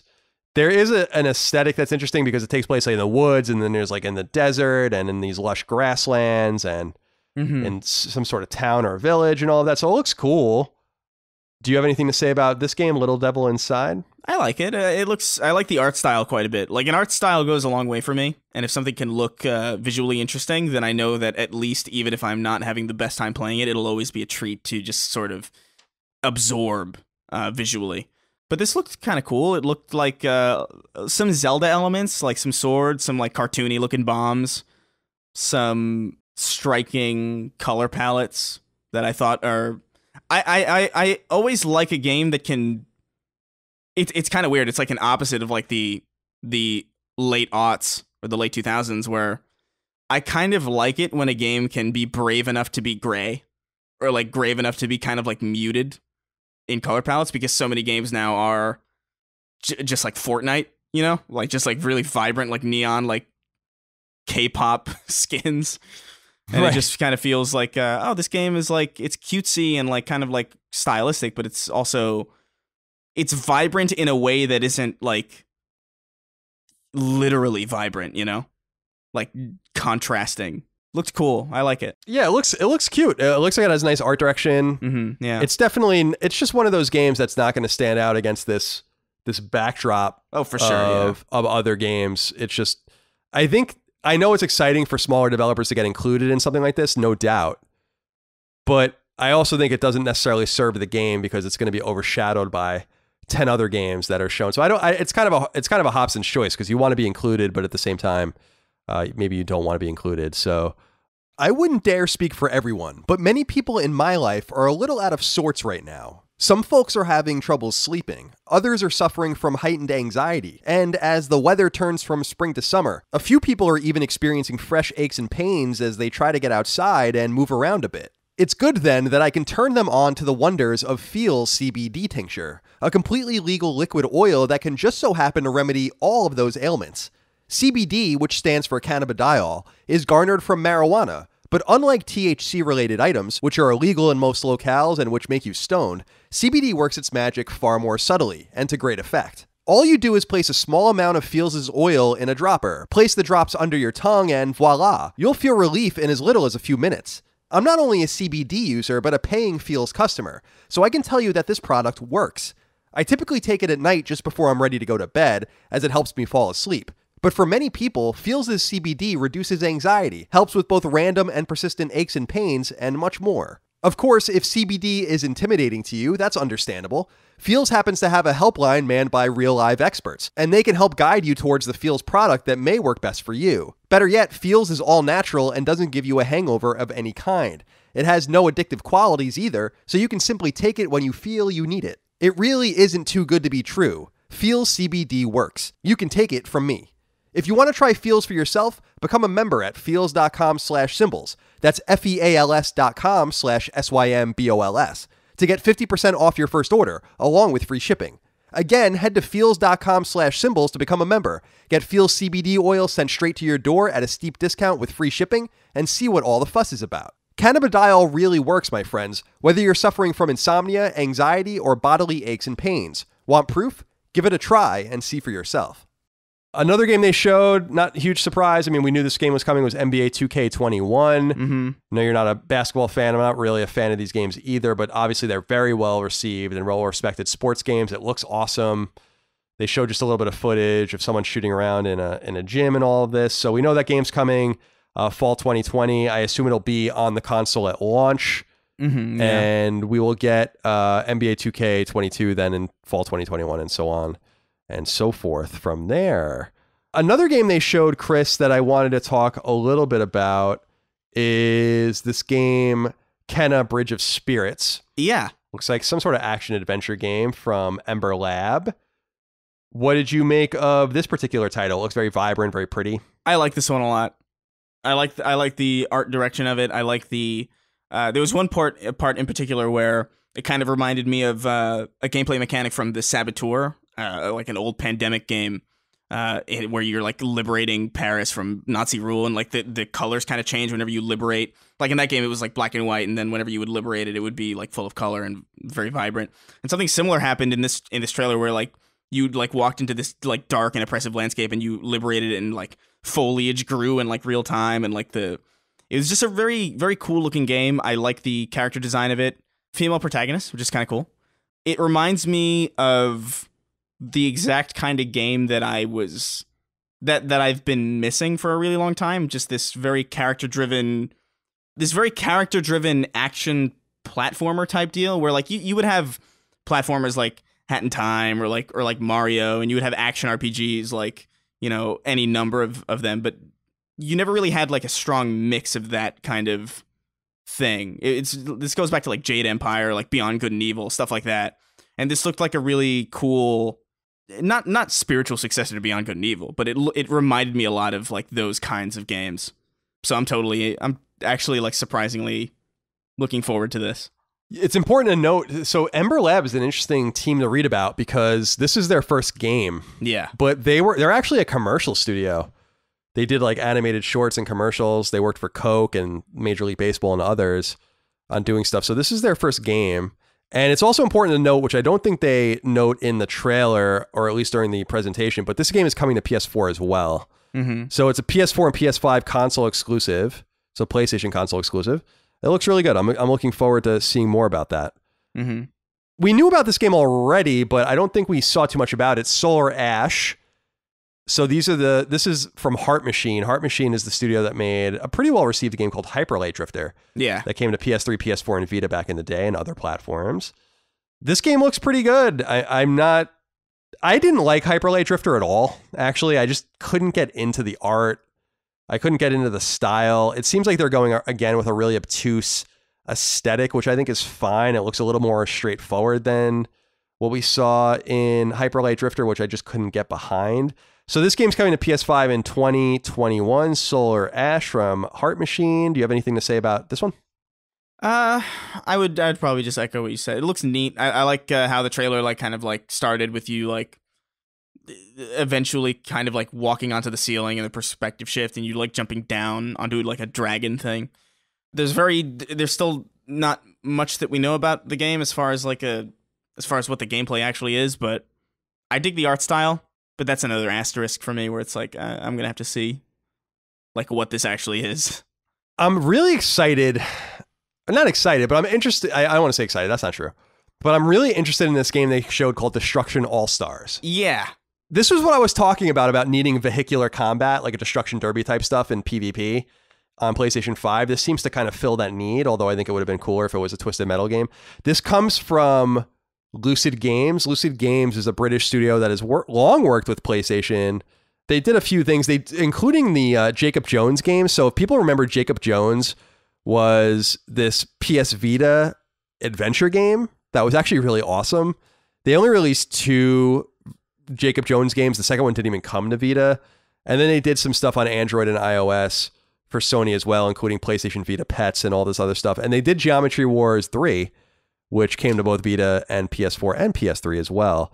So this is a studio that's not very well known and isn't huge, but I think they might be on to something with this game just because I think it fills this niche that's really needed. We didn't get a release date for it. We don't know what other platforms it's coming to, but we know it's coming to PS5 at the very least. What did you make of this Destruction All-Stars game? Yeah, this one struck me. Well, first of all, immediately, I hate the art style of this. I hate how like everything's starting to look like a Fortnite skin or just like a wacky for the sake of being wacky kind of mess. But as a concept, as like what the game is, I'm all about it. The idea of like kind of Twisted Metal meets like Burnout meets Rocket League is kind of like interesting. I think it works really well as far as like solving that problem that we were talking about last week, or like one of the previous episodes about Twisted Metal and like how can a game like that really survive now. And I think the fact that in this game you can be knocked out of your vehicle and then you're just sort of stuck as like a human being in this destruction derby is really fun and like an interesting idea. I agree that it really kind of it would have benefited more from just being Twisted Metal, because I feel like Twisted Metal could have easily evolved to suit this kind of gameplay. But I'll take what I can get as far as like vehicular combat games go, because there's very, very little. And it looks fun, if nothing else. I just wish things didn't look like a goddamn Fortnite skin all the time. Yeah, I totally understand what you're saying from the aesthetic. Yeah. It is a little off-putting. I do like some of the masks, like those kind of unsettling masks that they're wearing in the racing stuff. It's not all bad, but like some parts of it jumped out at me like, oh god, this again. How about this game Stray that they showed? Comes in 2021 to PS5. It's from, at least being published by Annapurna, who people might know. That's obviously a movie studio, Annapurna Pictures, but they have a branch called Annapurna Interactive. The first game they published was actually Giant Sparrow's What Remains of Edith Finch, which people might recall was originally supposed to be a PlayStation exclusive until it was released. They're actually also publishing Solar Ash, so they were really involved in this. A studio called Blue 12 is making Stray, and I think this game actually looks pretty neat. I'm not sure that I need to be playing as like a cat. It's a little weird to me, but what did you make of this game, this Stray game? Like I like the setting and I like the idea of just like it kind of reminds me of like Inside almost, where it's like, oh, okay, we're just sort of like going through this world that's kind of telling a story in the background.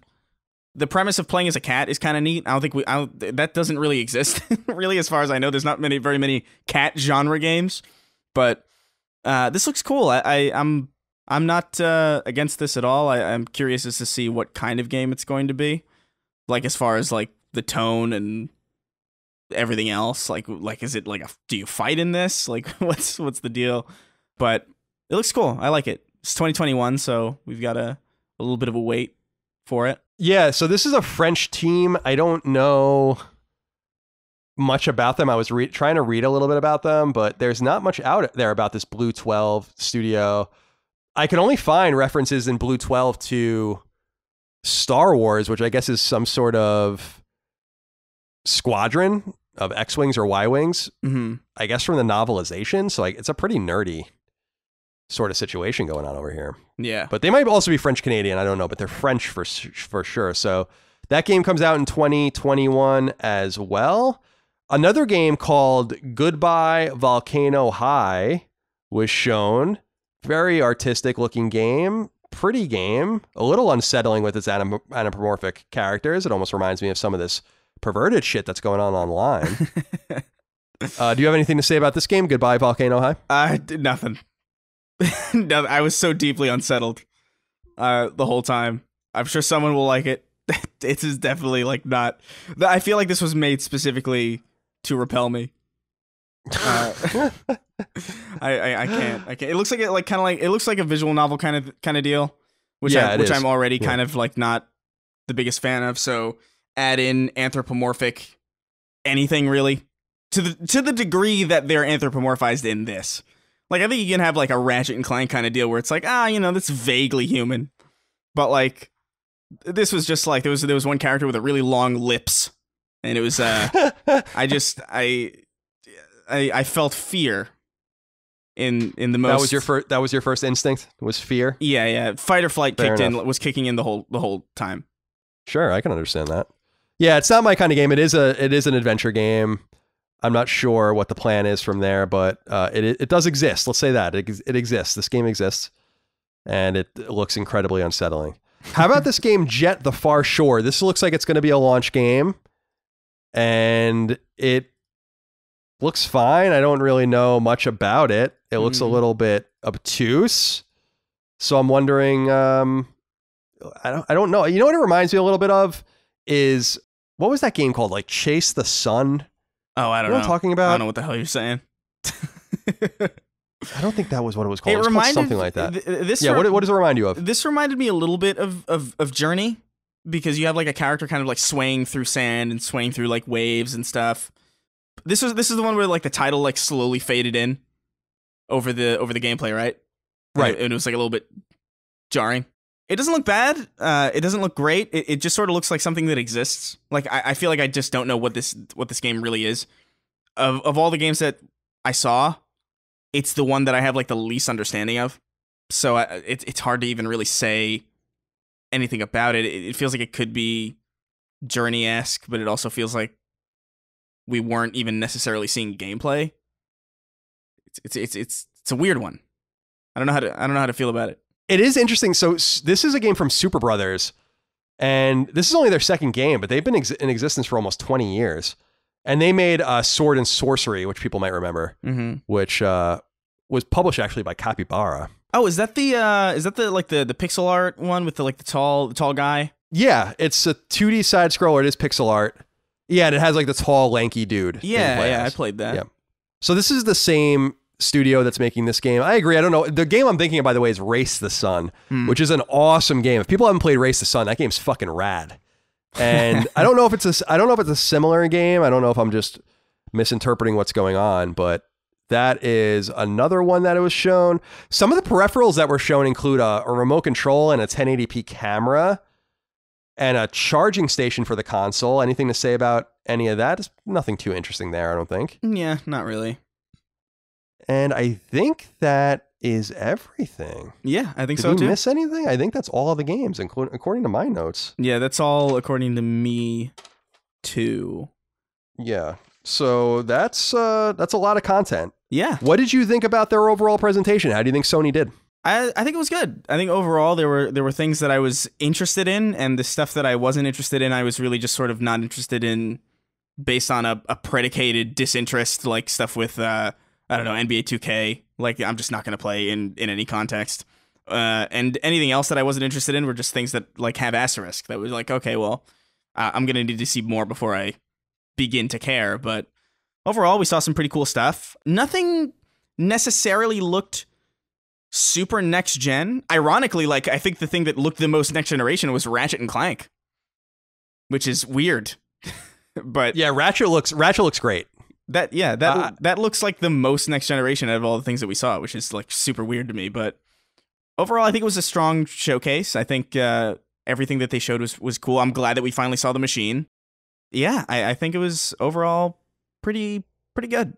Yeah, I thought they did a really nice job too, and we'll get into more of this next week. I know a lot of people wrote in. We just don't have the ability to kind of integrate all these questions right now. Yeah, and inquiries that people submitted to us on Patreon, but I thought that they did a nice job. I thought that they had they showed what they showed, a nice cross section of first party, second party, and third party games. And by the way, one of the questions we have later on in the show will ask us to kind of specify what the difference is between first, second, and third party. So we'll go into all of that. Okay. But whether you show a game like Gran Turismo 7 that pleases a certain subsection, Spider-Man obviously pleases a subsection, Ratchet's going to please another subsection of people. You had some nice stuff from Talking Heads, whether it's Jim Ryan, it's good to see Shuhei Yoshida, it's always good to see Herman Holst, etc. And then you had some games that we had already seen, like Godfall and Oddworld Soulstorm and Ghostwire Tokyo. You see some new games like Destruction All-Stars, Hitman 3, Sackboy, A Big Adventure. We see games that we already knew existed, again, like Deathloop, Demon's Souls, obviously long rumored. So I think they did a really nice job. I think this was a much stronger presentation than Xbox's presentation so far. And I think that this, and I do want to reiterate that the loss of the ISIS Al-Qaeda hostage video situation that Microsoft had going, I think really stands out here. I think I was totally right about that. It just adds a different presentational layer to what you're expecting to see. And I just didn't understand why Microsoft couldn't handle that better. I would have, my instinct is telling me that it's because it was a third party showcase. That would be like the only reason that I could see. It was like, let's just get this together quick, because their first party showcase is the one that they probably care more about. And that's obviously happening in July. So we'll see how that looks and whether or not they still take cues from the OG Bin Laden. We'll see. We'll see. I mean, he is the OG, isn't he? So, you know, he's the OG of that 480p shaky cam yeah. footage. He was the first content creator.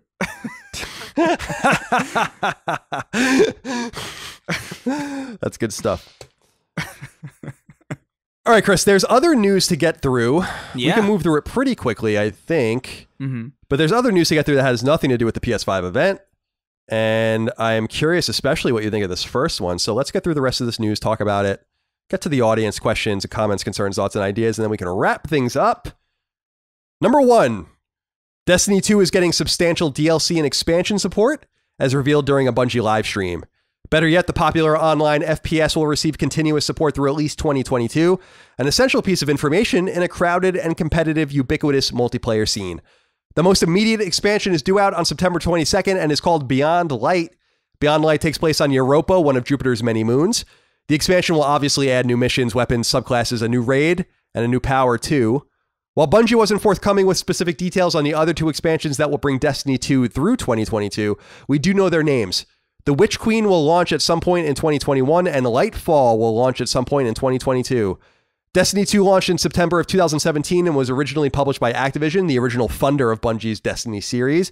Beginning in 2019, however, Bungie gained full control of its IP from the controversial publisher, and while rumors indicate that the developer, originally best known for the early Halo games, is working on a new IP, it appears Destiny 2 will remain its bread and butter for the foreseeable future. So, Chris, what did you think about all this? Again, we did, or you did by yourself, Sacred Symbols Plus last week. Yeah. Or earlier this week, I should say. If you're listening to this on Patreon, you can go listen to that. Check that out. Chris went an hour, used his expertise on the series. What do you make of what Bungie showed for Destiny 2 and its strong support of the game going through 2022? I'm excited about it. It's good. Like, there was nothing about that stream that didn't hit on something that I wanted to see. They're bringing back an old destination that I think is like pretty huge to a lot of Destiny fans, like the Cosmodrome on Earth, which is where you first wake up, is coming back into the game. They announced all sorts of old content that people don't really play anymore is leaving to make room for that, obviously, because there's no reason for a game to be over 100 gigabytes, looking at Modern Warfare in particular. But yeah, it's good to know that they have a plan. It feels like they have their footing on the story and like the narrative and how the lore is tying into everything that you're doing. It feels like they have a solid plan to introduce things on like a solid pace. It seems like they're getting it seems like they're finding their footing with the seasonal model as well, because this season's already starting off really good. I'm all about it. Like, this is very good and inspires a lot of confidence, because, there were rumors that like, there were rumors of like Destiny 3 and like how like, they're working on something else and they're going to leave it behind. And it's good to establish that confidence early, to know that like, hey, you know what, we're sticking with this for a while, and we have a plan, and we know what's going to happen, and it all makes sense if you understand the underlying things that are happening. Then those titles of those next expansions are particularly exciting. It would have been nice to see them kind of do something else, but I mean, there's always time for that after all this anyway. Yeah, it really doesn't draw up the question of if we needed a Destiny 2 at all, or if they could have just, seen it through. Well, yeah. Well, I have no question that that's the original vision, and I have no doubt in my mind that if Activision was still the publisher of Destiny, you would be seeing a Destiny 3 this year, because this expansion seems particularly robust. It seems like you're getting a whole new destination. It seems like getting a new subclass and a new damage type is pretty huge. That hasn't happened ever in the series history, and it has like a lot of implications for how the game's going to work as like a functioning combat suite. So I'm just happy that they're finally free of any obligation to just pump out an arbitrary numbered game. I kind of want them to drop the 2 altogether. That would be cool. Make it a platform like we just said earlier for Gran Turismo. Yeah. Make it something that we can rely on for 10 years. Yeah. I think that would be really neat. I agree with you. Better late than never, I guess. I'm interested in what you think of this, though. Yeah. Evan Biederman wrote into us. Said, hey, fellas, with all due respect to Chris, whoa, it's thundering outside. Ooh. I disagree on what he told you about Destiny 2 last week. Chris's impression of Destiny 2 is biased by the fact that he plays it with friends, so he considers it more a multiplayer game. I want to assure you that it can absolutely be enjoyed as a solo player. I poured over 1,000 hours into Destiny 2. That's absurd. Plus as many into Destiny 1, and I can assure you that the game is plenty enjoyable on your own. Just like in The Division, there's great campaigns, side quests, and plenty of cool loot to chase. The gunplay still feels unmatched to me, and it scratches the same itch that Borderlands 2 did back in the day. I've probably played at least 70% of my time alone, or at worst with some random match-made players whom you can completely ignore in a cooperative PvE activity like strikes. No communication is needed, and no loot is shared. The only time you really need to talk to someone is for raids, which are a lot of fun, and I'd be happy to play with you, but a pretty small part of the game that isn't for everyone. Even the PvP doesn't require any communication at the casual levels, and it's pretty fun, but can be safely ignored. So this is speaking to Chris when we were talking last week about if I should jump into Destiny 2 alone. I really enjoy playing games like The Division and The Division 2 alone, and I feel like I can get a lot out of those games. A few people took umbrage with the fact that you said that you really couldn't play it alone or wouldn't enjoy it alone. What do you think about what Evan said here? Well, I think it's totally valid. I think I'm just trying to... I was overcorrecting myself because I know I'm so biased. So I'm like, I don't want to be like, if at any point somebody's like, hey, should I jump into Destiny 2? I always have to like knock myself down a little bit, because I would just automatically say yes because I just love it. But yeah, I mean, he's right. Like, a lot of the activities don't require you to communicate, and they don't require you to really do it with other people. You can enjoy it on your own. The gunplay is really good. And I agree. It's like probably like the best feeling. It's the best weapon feedback in any FPS to me. But specifically something that you said was you don't mind, it's not communicating with players that bothers you, it's them being there at all, right? Right. That's true. Yes. And that's kind of the thing. It's like there are always going to be people with you. Like, there are certain areas where, like, in story missions that you go into, like, you go out in public bubbles and then you go into private bubbles to continue stories. So they're not a factor in that. But for the most part, you're always going to be around other people. So if that's something that bothers you to a degree that I think it might, then it might get in the way of your enjoyment of the game. I don't feel that way. I think they're easily ignored too, and I think it's actually really fun to just sort of fuck around with other people. But I was trying to view it more through your lens while still being somebody who's trying to recommend it. No, that makes sense to me. I hear what you're saying, because yeah, I don't want the presence of anyone. Yeah. It's their presence that bothers me. Then you go from a jump up from that, and then you have to talk to them, and definitely don't want to do that. But yeah, I don't even like people being around. It gives me fucking agita having someone around. You know, you definitely don't need to. You definitely don't need to talk to anybody, and you don't need other players to enjoy it. But you know, that is a factor for Colin specifically that I don't think is a factor for many people. But no, it's definitely not. Yeah, I just straight up get agita. Like when my mom gets agita every 5 seconds when she says she gets agita. What is agita? What is that? Agita is a very tri-state. I'm surprised you don't know that word. It's a very tri-state area word that no one uses except for Italian people, basically.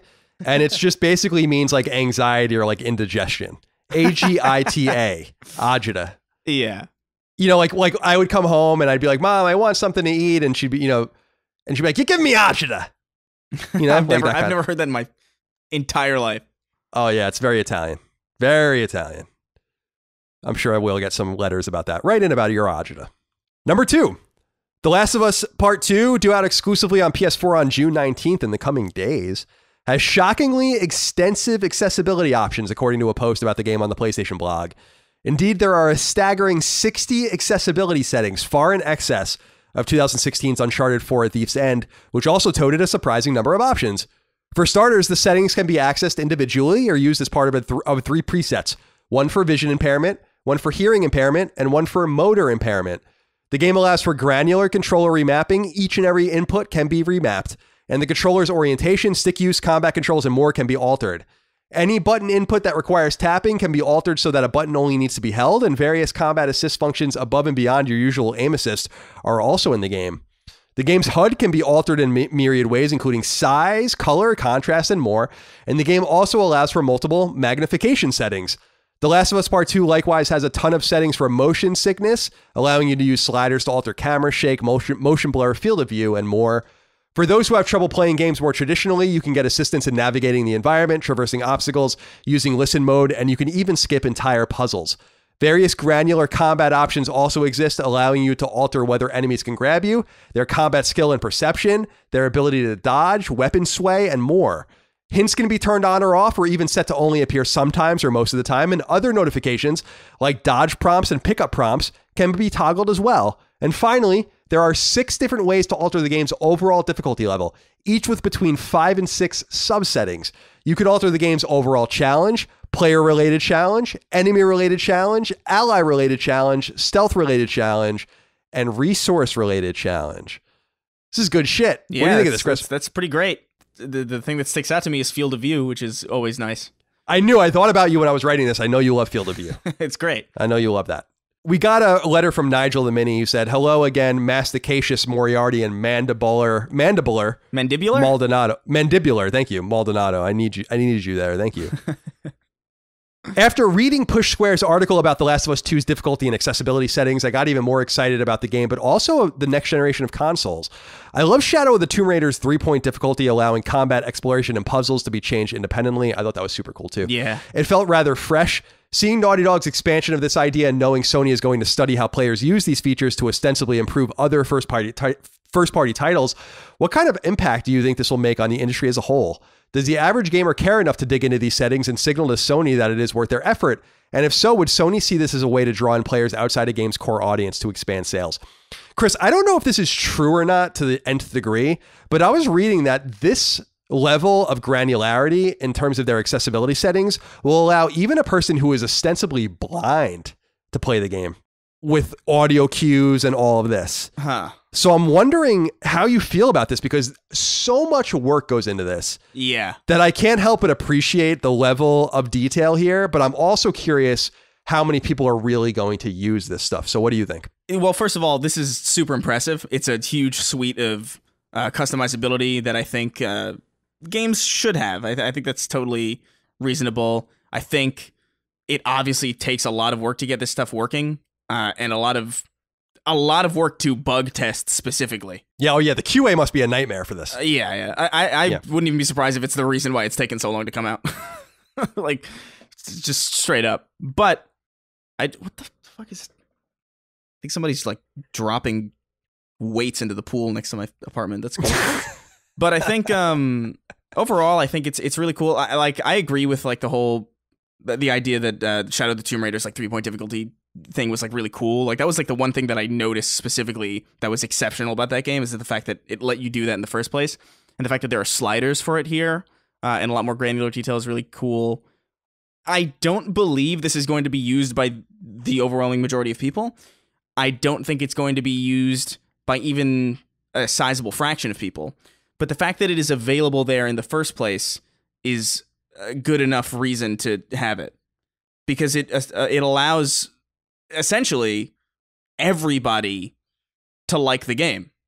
It allows everybody to fine-tune the game to their preferences, and it would be hard for somebody to... it would be hard based on all these settings that exist. I feel like it would be difficult for somebody to not have their ideal version of The Last of Us 2 playable for them. So I think it's a smart allocation of resources, even if it's not necessarily going to be utilized by any sizable number of people. Yeah, to be even more curt, I think it's just good PR. Yeah. Like, the accessibility debate in the industry has raged for a while, and it raged a lot about, if you might recall, about Sekiro, and about how the game is just unplayable to some people, and that was a reference really to its difficulty. Now, I don't think that every game needs to have difficulty sliders. I think it's okay for FromSoft, for instance, to make games really hard and not accessible to people. I think that's totally fine. Yeah. But I think on the other end of the spectrum, Chris, like when the pendulum swings, it's cool that this is the good. I really do think The Last of Us Part 2 is going to be maybe the most AAA game we've ever played. And for them to have gone into that level of detail is impressive. And really, I think something that deserves to be praised, because we've discussed in the past. I really like that Xbox One commercial with the disabled kid that's using that rectangular controller. The what is that called? Oh my god! Do you remember? I knew it at one point, but it's like this controller that like is good for people that can't play games traditionally. Yeah. So they can remap at things and have a little bit more access if they have motor problems or whatever. And I loved that commercial because it makes a kid who wants to partake, he's able to partake. Yeah. And it doesn't mean that he has to do it with everything, but it's cool that the first parties are worrying about that. And we saw that with Microsoft and that controller with Xbox. And now we're seeing it with Sony, because Naughty Dog is owned by Sony. They're the marquee studio in that, the crown jewel in that first party family. And they're putting a lot of work in to make sure that their marquee game is playable for all. And I think that that's really praiseworthy. Now, I'm a developer now, and I don't make games like this, but I can't even begin to think about this level of access, and it's not something that's going to be in our games. But if you have the resources and to make this happen, if you can dedicate 1 or 2 people to do this in your team of 250 people and your $150 million budget, I think that that's really cool. It's only going to benefit you from a PR standpoint, from a marketing standpoint. It makes your game accessible. It makes your name notable to people in those communities. It doesn't make it seem like you're ignoring them and their want to play games traditionally. Yeah. And I think it's all upside, and I'm really happy to see it. It was the adaptive controller is what it was called. Adaptive controller. That's right. And if people haven't seen that commercial, just go look up the adaptive controller commercial.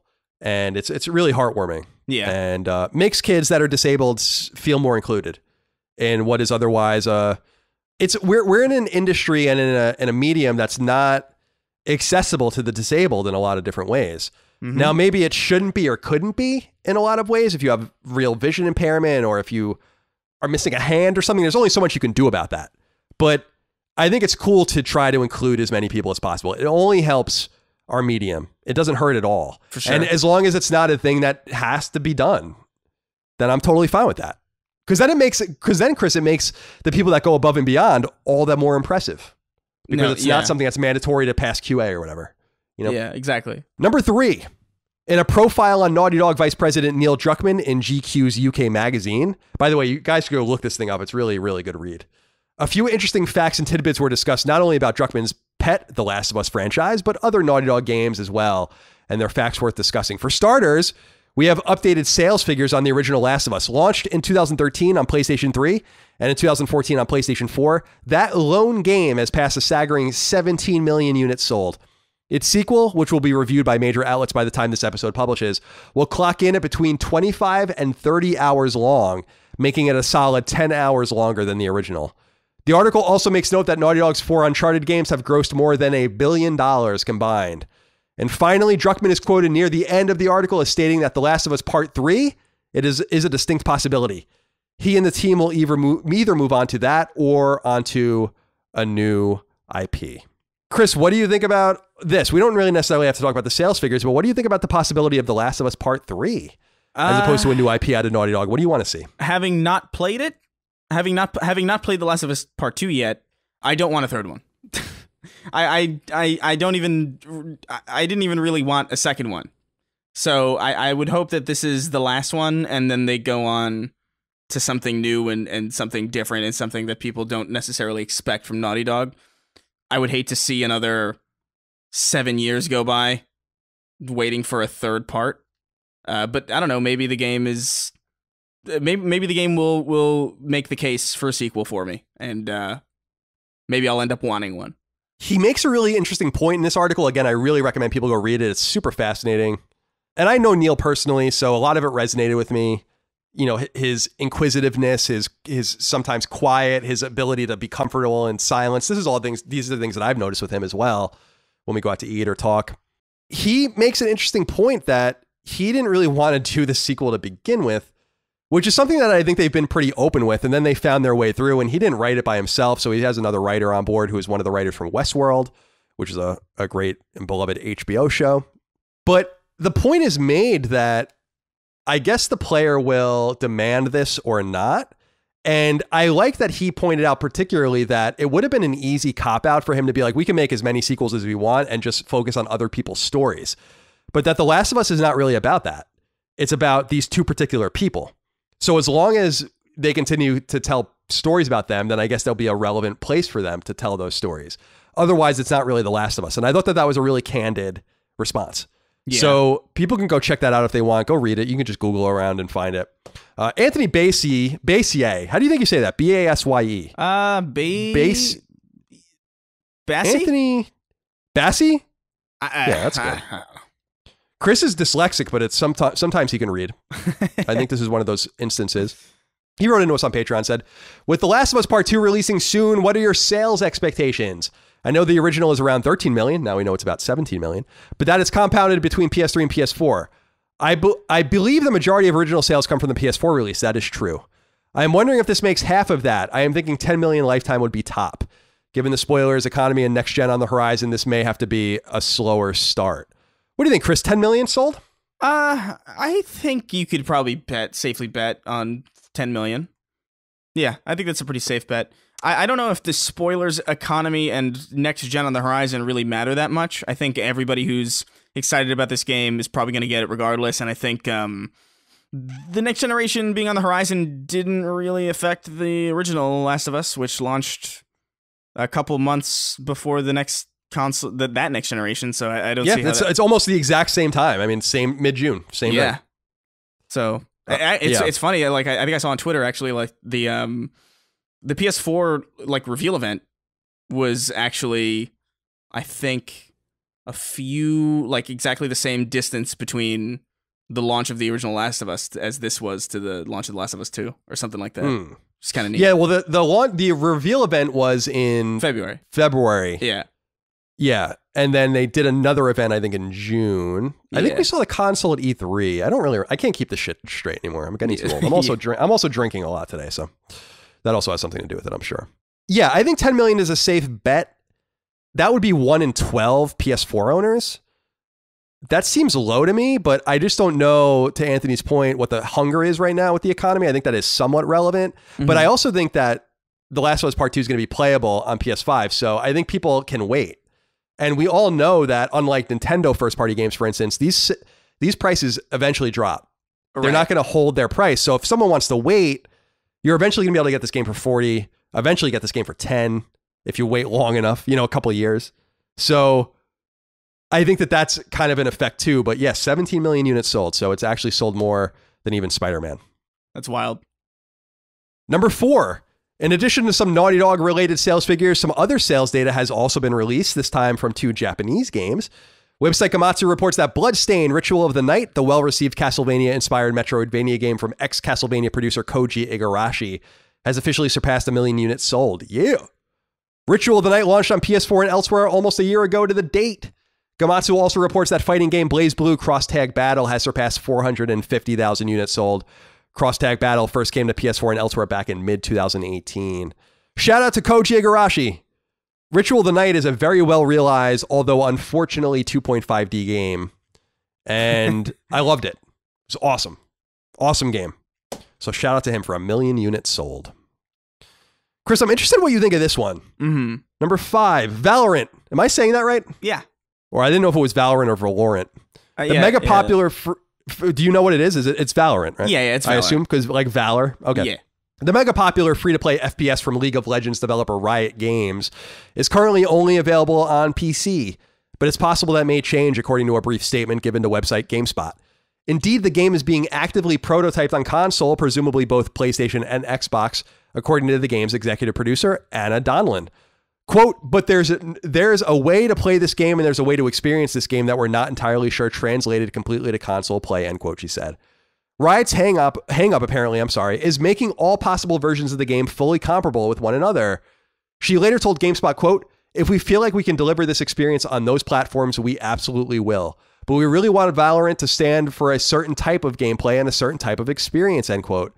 If Valorant were to come to console, it would be the very first Riot game to migrate off of PC and smartphones. Its 2009 smash hit League of Legends, which still has a vibrant player base 11 years later, is still locked to computer, though its future games, Project L, a fighting game, and Project F, an action RPG, may also come to console, though that remains to be seen. What do you think of this, Chris? Because I've noticed as I've been streaming on Twitch, Long Island Viper, that this game is being played by fucking megatons of people. Mm-hmm. And I was a little surprised to when I was reading about it and poking around that they haven't even announced a port yet. You would think this game would be an obvious game to port. What do you think about their willingness to do so and their kind of insistence that the game remains even on all platforms? Yeah, Valorant, I haven't played it yet, but from what I've seen, it looks like a very high accuracy kind of game. It looks like a Counter-Strike kind of experience, and it's FPSs like that. I don't know. I don't really know if they translate super well to console. Like you cannot really play Team Fortress 2 reliably on a console. You can't really play Counter-Strike on a console reliably. It runs on it, and you could kind of walk around and maybe shoot things a little bit, but those games are really hyper designed around their input methods, and it's a lot easier to go from console to PC than it is PC to console. FPS is a very, very tricky kind of genre to deal with when you're talking about porting. Like when you port like something like Tomb Raider to the PC, it's just nothing. It's just you add keyboard and mouse support and that's it. Like it's very little effect on the game. But a competitive FPS that, like, you know, kill time is specifically designed with, you know, the accuracy of the input in mind, and like all sorts of other things depend on the input method. It's I could see why they might want to hold off. I wouldn't be surprised if this never happens, because it seems very PC specific. Yeah, I agree with you on that. I think Riot is one of those publishers / developers that don't really need console. So yeah, I don't know that they're really that worried about getting Valorant over to the console, although I just think it's another way for them to compete. I was surprised when I was looking at their list of games, that nothing has come out on console from them so far. I thought that maybe something would have snuck out at some point. Mm-hmm. So they don't really seem to be that interested, and they might be one of the few developers that doesn't really need it. I mean, they have 2,500 or so employees and no console games. They just totally live on PC. But I think it would be a nice way for them to segue, because fighting games aren't huge on PC and action RPGs are fine on PC, but they really have their home on console. So with Projects L and F, which are the code names for their upcoming games, you think you might want to maybe just get a foothold, get your name out there to people that might not know it, and all of this. And if you're that worried about the competitive balance, then just don't have crossplay. I don't think you necessarily need to have that. Yeah, you know? I mean, it's less about crossplay and more about like the user experience of even just playing the game with an input method that wasn't designed for the game for the ground up. Like Counter-Strike on console doesn't have crossplay with PC, and you know, other games like it don't have crossplay with PC, but they're just not fun. They're not good on console. Like, there's a reason why the most popular FPSs on console and the most popular FPSs on PC, even when both of them are available on both platforms, are completely different. And it's because input method, it really does impact the design of an FPS game a lot in ways that it wouldn't really affect an action RPG or a fighting game, because in a fighting game, yeah, those are based on console. Those are based on control pads or controllers, but you could plug in a controller to your PC, and that's how everybody who plays fighting games on PC will play a fighting game. You can't, as a PC player, just plug your mouse and keyboard into a console and get that experience. It's a lot. It's tricky. Like, FPS design is very, very finicky. Well, we'll see what happens with this. I'll be keeping a close eye on this because this could be a real massive game changer, pardon the pun, on console, where they don't really have to compete with the likes of Riot. Yeah. And I think that would be a huge competitor, especially because like we're seeing games like that Amazon game that was just released a few weeks ago that has already basically died on the vine. And so there's not a lot of room for competitors, but a big, bulky competitor that could throw some elbows like Valorant, I think would really change the game, the nature of free-to-play on console permanently. So I think they're absolutely stupid to not try to get it to console, but we will see what happens. Yeah. Number 6, Sony's European branch, known colloquially as Sony Europe, has been ordered to pay a modest $3.5 million penalty in regard to, quote, false and misleading representations on its website and in dealing with Australian consumers, end quote. According to a post on the official website of the Australian Competition and Consumer Commission, 4 separate players complained about purchasing, quote, faulty PlayStation games, end quote, in regard to Sony Europe's representation that once a game has been downloaded, a refund is no longer required, which flies in the face of Australian consumer law. While it's unclear which game or games the 4 consumers complained about as being faulty or in what way the game was faulty, it appears that even Sony's offer to pay one of the consumers back with a PSN refund as opposed to cash refunds was insufficient. The blog post notes in part, quote, consumers who buy digital products online have exactly the same rights as they would if they made the purchase at a physical store. No matter where in the world the company has its headquarters, if it is selling to Australian consumers, the Australian consumer law applies, end quote. Kyle Carroll wrote into us on Kyle Carroll. I didn't say that name. I said Kyle Carroll. Kyle Carroll wrote in, said, Konnichiwa, Colin Senpai and Chris Chan. I hope you fine husbandos are doing well this week. Last Friday, the Australian Competition and Consumer Commission, or ACCC for short, landed a critical hit on Sony's wallet, a $3.5 million Australian dollar lawsuit, in fact, which is roughly $2.5 million and some change in the US. Sony was slapped with the suit after they refused to give out refunds for a handful of digital purchases. This all coming on the back of some changes made to refund law in Australia. This begs the question, gentlemen, how and why did this shit even happen? The multinational super corporation probably wipes their ass with this kind of money on a regular basis. So why not just pay the refunds and avoid the bad PR, optics, backlash, etc.? What are your thoughts? Chris, what do you make of this? This really plays into what, in my mind, comes back to this idea that we need to have a more robust sampling and demo system on PS5 that will allow people to try games out for an hour or two, just like Steam, without having to buy the game. And then Sony kind of avoids all of this. Because I agree. First of all, I don't think the optics are that bad because no one gives a shit about this anyway. But $2.4 million USD is also nothing to Sony at all. Even when they were losing money, that's still nothing. Do you think that the demo system and kind of having a more robust way for people to try games and then back out will kind of ameliorate this situation? Yeah, for sure. Because then you would be able to... The thing is, like, online marketplaces kind of have this problem where, like, the second you get something, even if it's not what you wanted, very few places allow you to refund it. And even if you could refund it, you would still have access to the thing. Like, typically how it works is, like, you know, if something's faulty, you send it back, you know? But you can't really send back something that you're not happy with if it's just permanently unlocked for you on your device, which is, I think, the main reason why a lot of this kind of necessary progress on the front of digital marketplaces has been just sort of casually ignored for as long as they could possibly get away with it.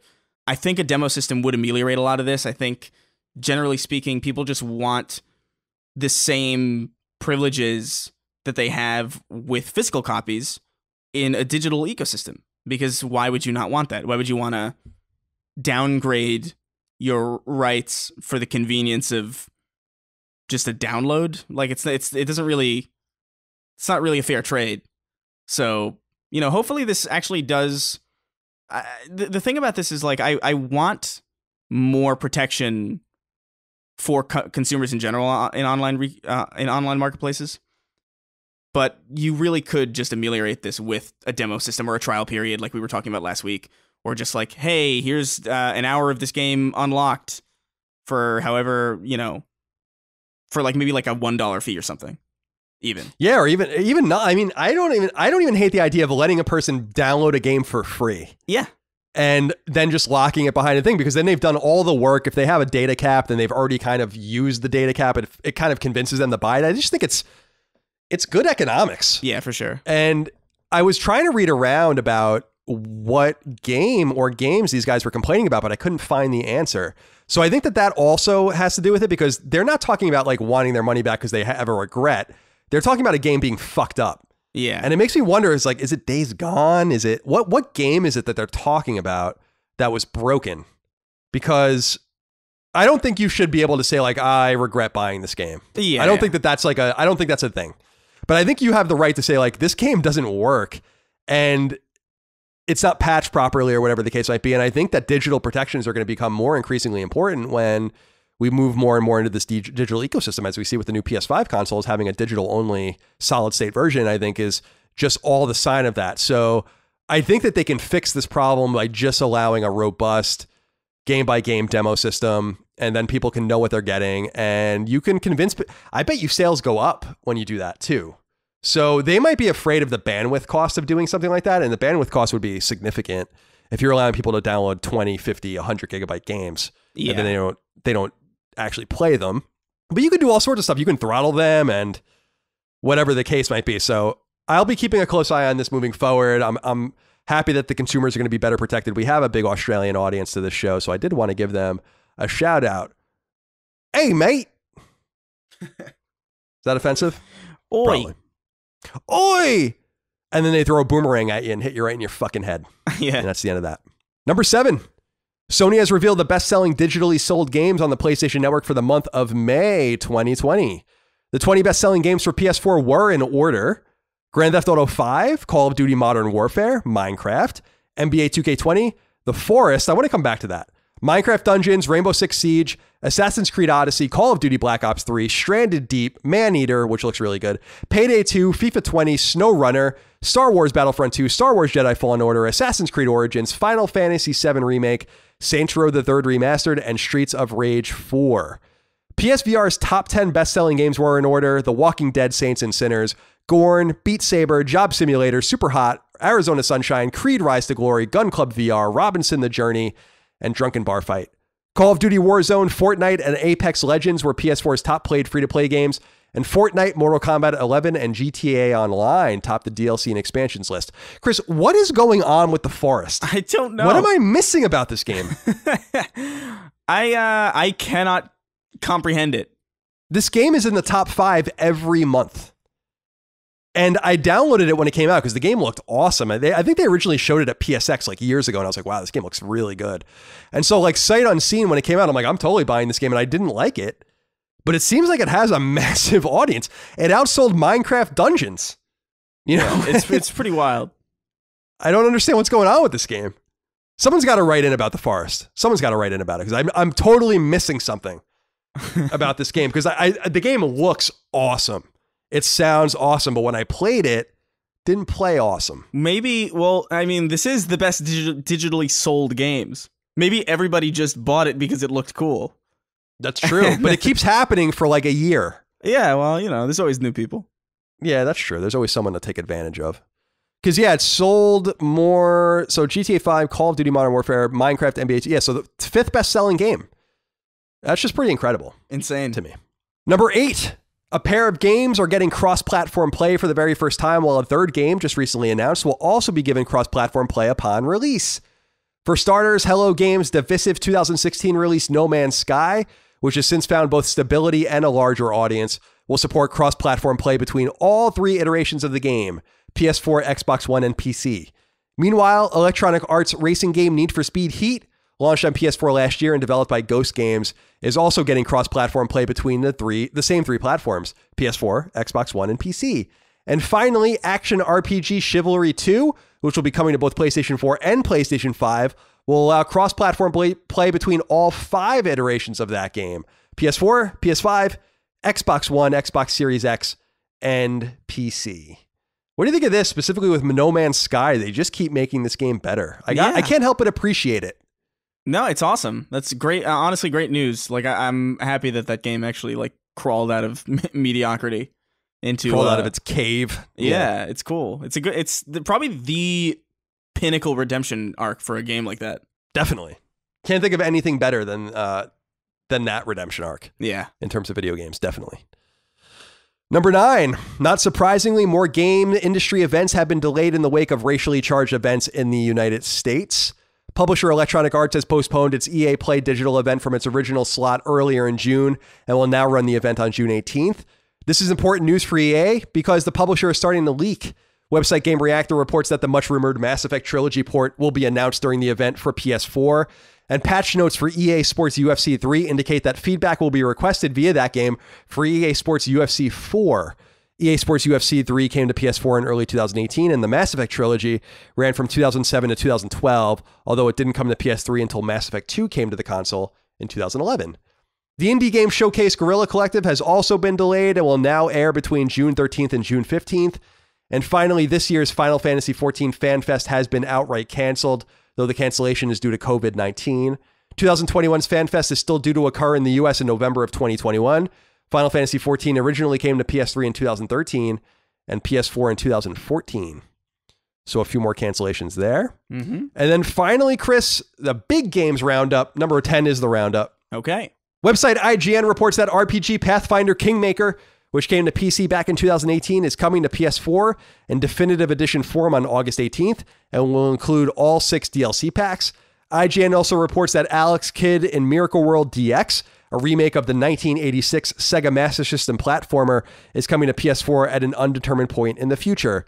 Website Gematsu reports that Shooter Foreclosed is coming to PS4 in 2021, that FPS Metal Hellsinger is coming to both PS4 and PS5 in 2021, that 2D arena shooter Gravity Heroes is coming to PS4 in early 2021, that adventure game ReZero Restarting Life in Another World, The Prophecy of the Throne, is coming to Western PS4s this winter, that platformer Nun Guns Doppelganger Edition is coming to PS4 in the third quarter of 2020, that adventure game Return One-Way Trip is coming to PS4 on September 29th, that roguelite action game Neon Abyss is coming to PS4 on July 14th, that action game Kojin Sword of Rewind is coming to PS4 later in 2020, that platformer Reggie, His Cousin, Two Scientists, and Most Likely the End of the World is coming to PS4 at an unknown point in time, that Chinese RPG Immortal Life is coming to PS4 at an unknown point in time, that top-down action game Devil Slayer Raxaxi is coming to PS4 at an unknown point in time, that cooking game Cook Serve Delicious 3 is coming to PS4 this fall, that hack and slash game Neptunia Virtual Stars is coming to PS4 in 2021,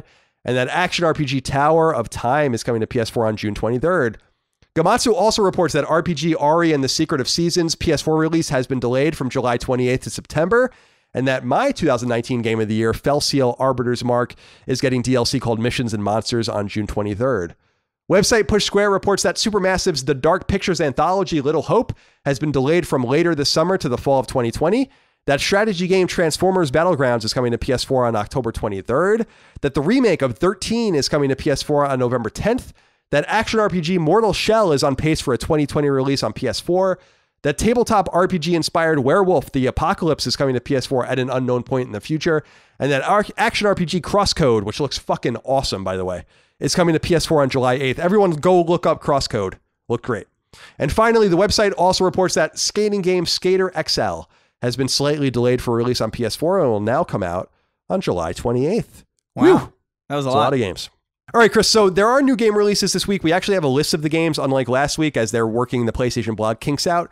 However, it's only a list of game names. Yeah. So I'm wondering if you and I should go back and forth and just make up what these games are. How do you feel about that? Sure, yeah. All right, so you can begin with Beyond Blue. Beyond Blue comes to PS4 in a world of black and white. I sure miss blue. Let's find all those shades, huh? Oh, that's pretty good. I like that one. Demon's Tier Plus comes to PS4 and Vita. Demon's Tier Plus is a dungeon role-playing game that allows you to climb the ranks of demons in the underworld, so that you start at the lowest end and then you go up and up and raise up the tiers all the way to the top to Lucifer himself. All right, cool. Depth of Extinction comes to PS4. It's you play as a lonely dinosaur contemplating whether or not he deserved it. It's a visual novel in the style of something else. Fair enough. Epic Dumpster Bear 2. Oh man, I wish I knew. I wish I knew what that actually was. That sounds ridiculous. This is about the Capitol Hill exclusion zone in Seattle right now. Oh, Epic nice. Dumpster Bear 2. Evan's Remains comes to PS4. You know this one has a depressing. Evan's Remains comes to PS4. You are playing table tennis, but oh no, a stray ball impales your friend Evan, and you have to burn him and scatter his remains at his favorite Dave & Buster's locations throughout the U.S. Oh, interesting. That sounds good. Fault Milestone 1 comes to PS4. This one is about earthquakes, and you're on the San Andreas Fault, and you fall in, and lo and behold, that's the beginning of the adventure. It's Fault wild. Milestone 1. Fire Chief comes to PS4. Can you lead your fire to safety?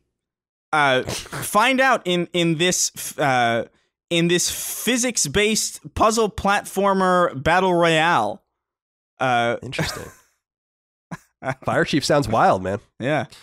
Firefighters comes to PS4, much like Fahrenheit 451 by Ray Bradbury.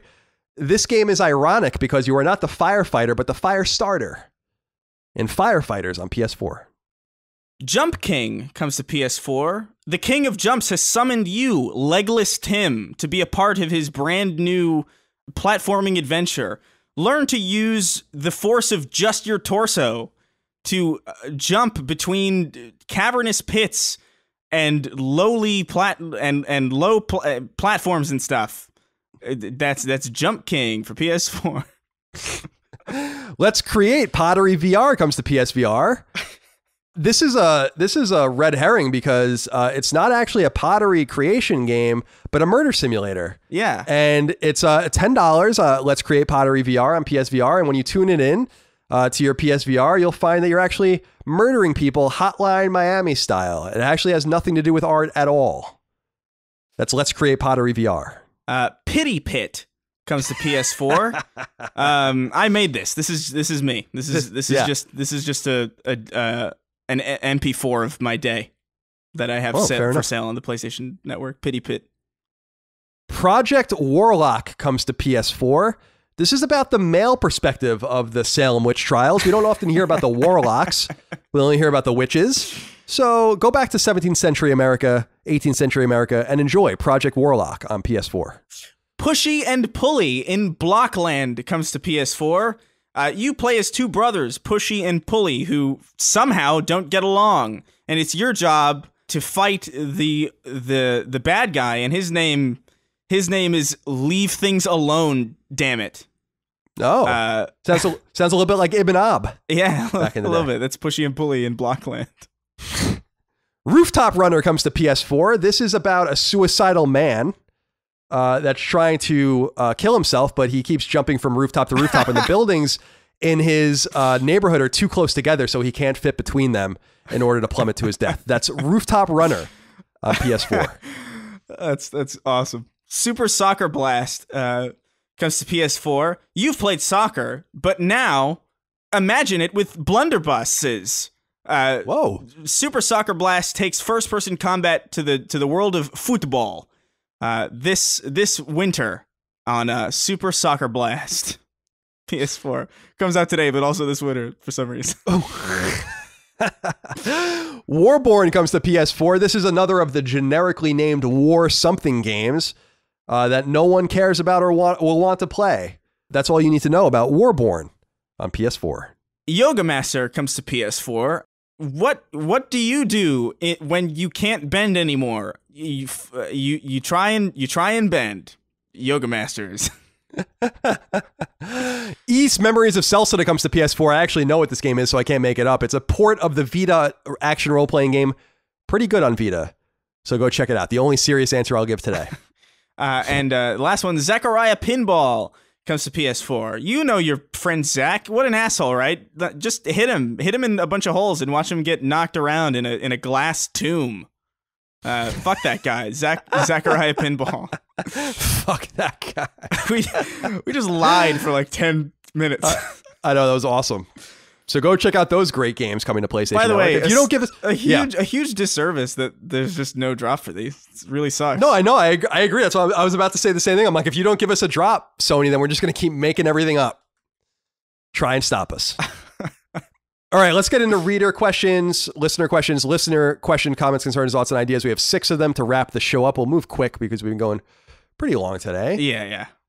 Domenico Smarto wrote into us and said, hey, CNC, my question is primarily for Chris. Okay. Over the past couple of episodes, he's talked a lot about how older generation multiplayer games were more fun to play.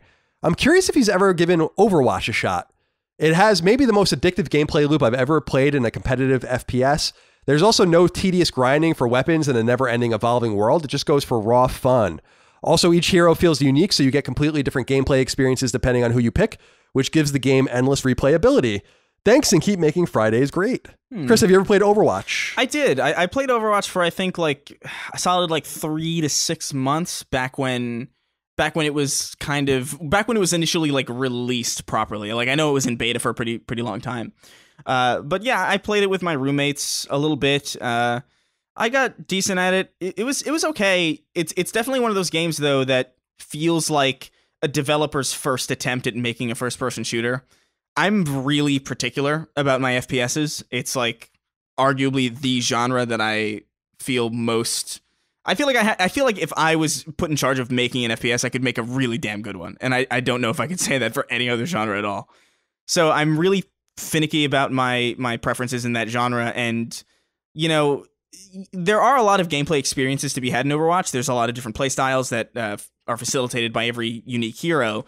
But in that kind of wide variety of gameplay styles, there is none that feels particularly stand out or none that feels particularly on point. All the melee characters don't feel as good as a melee character in a melee focused game. All of your precision characters don't feel as good as a precision character or a precision FPS would feel. Nothing quite hits the right mark of quality, even if everything is kind of fresh and fun and interesting. It's a good game for sure. It's just not necessarily what I look for in a competitive FPS. I don't necessarily like games that dictate my role for me. I don't like being like, oh, I have to be the turret guy. Okay, I gotta be the healer guy. I prefer to kind of be equally capable as anybody else, but also use my skill and my knowledge of the game to lend support to my team and just sort of. I prefer that, and Destiny is kind of like that too, where all of the classes in Destiny have their own abilities. Some are support, some are lethal, but they all have the same base kind of play styles, and they all have the same kind of base framework for how combat works. So in that, you get the kind of flourish of different combat roles and ways to feel like you're contributing to your team in unique ways, while also feeling competent and lethal. And that's just kind of my preference for a game that has classes. It's a solid game though. I wouldn't begrudge anybody for liking Overwatch. It's genuinely pretty good. And there's a sequel coming out, right? So. Well, yeah, that also shares multiplayer with the original, so I'm not sure how that really works. Oh, that's weird. Yeah, that's interesting. Really, really strange. Well, we'll chronicle that as we get closer. A man known only as Tall Guy wrote into us and said, hey, CNC, hope you're doing well. Been a patron for about 2 months now. Absolutely worth the $5. Thank you. And have decided to take the plunge and leave a comment. So here it goes. I've listened to Colin since PS I Love You and hear the terms first, second, and third party studios every week. And I'll be honest, I'm still not entirely sure what all of them mean. I nod along by myself every time I hear them as if I don't need an explanation, but I finally decided to man up and just ask the question, what is the difference between each of the studios? Thanks so much, and keep pumping out great content. This is a great question, Tall Guy, and I'm happy to answer it for you. Mm-hmm. I think there are a lot of people out there that will like you. This is very easy for you guys to keep track of, okay? First party, second party, third party. A first party studio is a team that is owned by a publisher or hardware manufacturer in their own first party. So a Sony first party studio is like Naughty Dog, Sucker Punch, now Insomniac, Polyphony Digital, Studio Japan, Guerrilla, Media Molecule, etc. Yeah. Those are first party games, or first party studios making first party games. Second party studios are studios that are independent from Sony's first party, but are still contracted to make games exclusively for the platform. So we talked about Housemarque before. They make second party games. Supermassive has made second party games. Quantic Dream has made second party games. Insomniac for 20 years was a second party studio before they were acquired. So basically when you think about second party, you think about a studio that is independent, can work for anyone, but is paid to make a game exclusively for a console. So like Ready at Dawn making the Order 1886, that's a second party game. Or Bloodborne. Bloodborne, exactly. But I think you said it Yeah, already. I didn't actually. Bloodborne's another great example. A FromSoft game produced in part by a first party, but made by a second party, From Software. And then third party studios are studios that are completely independent that make games for everybody. Now, the important thing to remember is that third party games can exist exclusively on your console. So a game like Neo 2 is a third party exclusive, or a game like Persona 5 is a third party exclusive. In other words, Sony didn't pay Atlas or Tecmo Koei to make those games, but they still exist exclusively on the console. So it doesn't necessarily, third party doesn't necessarily have to do with exclusivity as much as it has to do with funding. So first party, again, owned and operated by the publisher. Second party, paid for by the publisher. Third party, ubiquitous for everybody. Does that make sense? Yeah, that was a good run through, I think. Max Barrel wrote into us, Chris, and said, curious your thoughts on this, gents. What do you think about a system within games where you can use some aspect of the in-game economy, like XP, money, or whatever, to buy trophies from the trophy list? You'd probably limit it to bronze and silver trophies and limit the total number you could buy per game. But let's face it, every trophy list has some annoying trophies that's just going to be irritating. For me, I've beaten God of War on regular and New Game Plus, and I have all the trophies except the Odin's Ravens one. I'm never going to go around looking for those stupid birds, but I've clearly spent the platinum amount of time and effort worth in the game. Go ahead and crush me, Colin. I'm surprised you brought that one up, Max. Odin's Ravens is not definitely one of the most difficult ones. The one about beating the fucking Valkyries is the really annoying one. Yeah, I don't like this either, Chris, but I will say there is one game I can think of that lets you do this. And that's why I wanted to bring this up. So Nier Automata has an in-game store where you can buy any of the trophies that you want. That's so weird. And I hate it. I don't like the system at all. But I hear you. It would be cool to have like a get out of jail free card for some of these games where it's like remember with Titanfall 2, we did a Let's Play where you got me the last trophy I needed in Titanfall 2, which was the speedrun thing for that obstacle course, which I was never going to be able to do. I just don't have the skill you have in those games. And it would have been cool. It was annoying because I beat the game on the hardest difficulty level. I got all the intel. I did everything, but the stupid bronze trophy was keeping me and precluding me from getting the platinum. So it is cool the idea of having a get out of jail free card, but I'm not crazy about the idea generally. But Max, this does exist.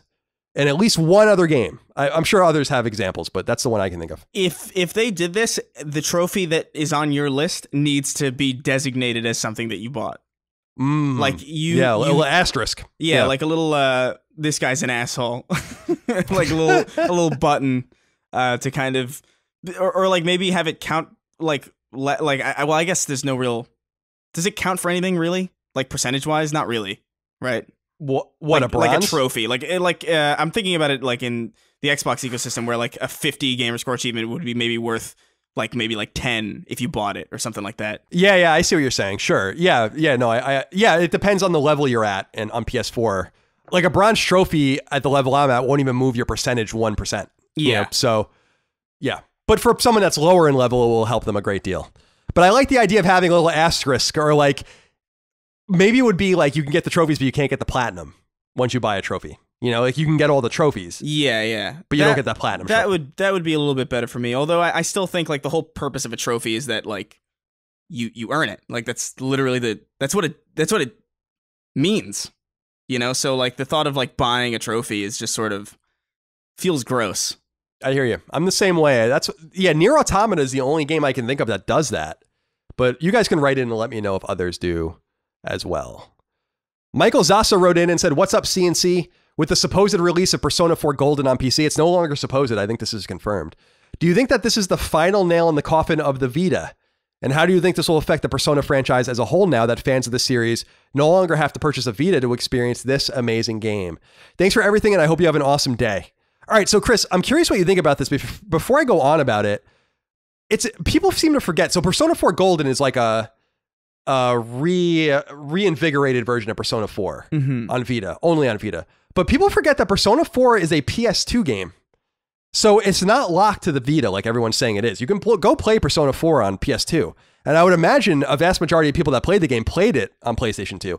It was a late PS2 release. I don't think it came out till 2008. But it's not locked to Vita the way that people are saying it is. But when I saw this news, I was like, this makes a lot of sense. I'm sure Atlas has been eager for a long time to get this game off of Vita. It is one of Vita's best-selling games ever.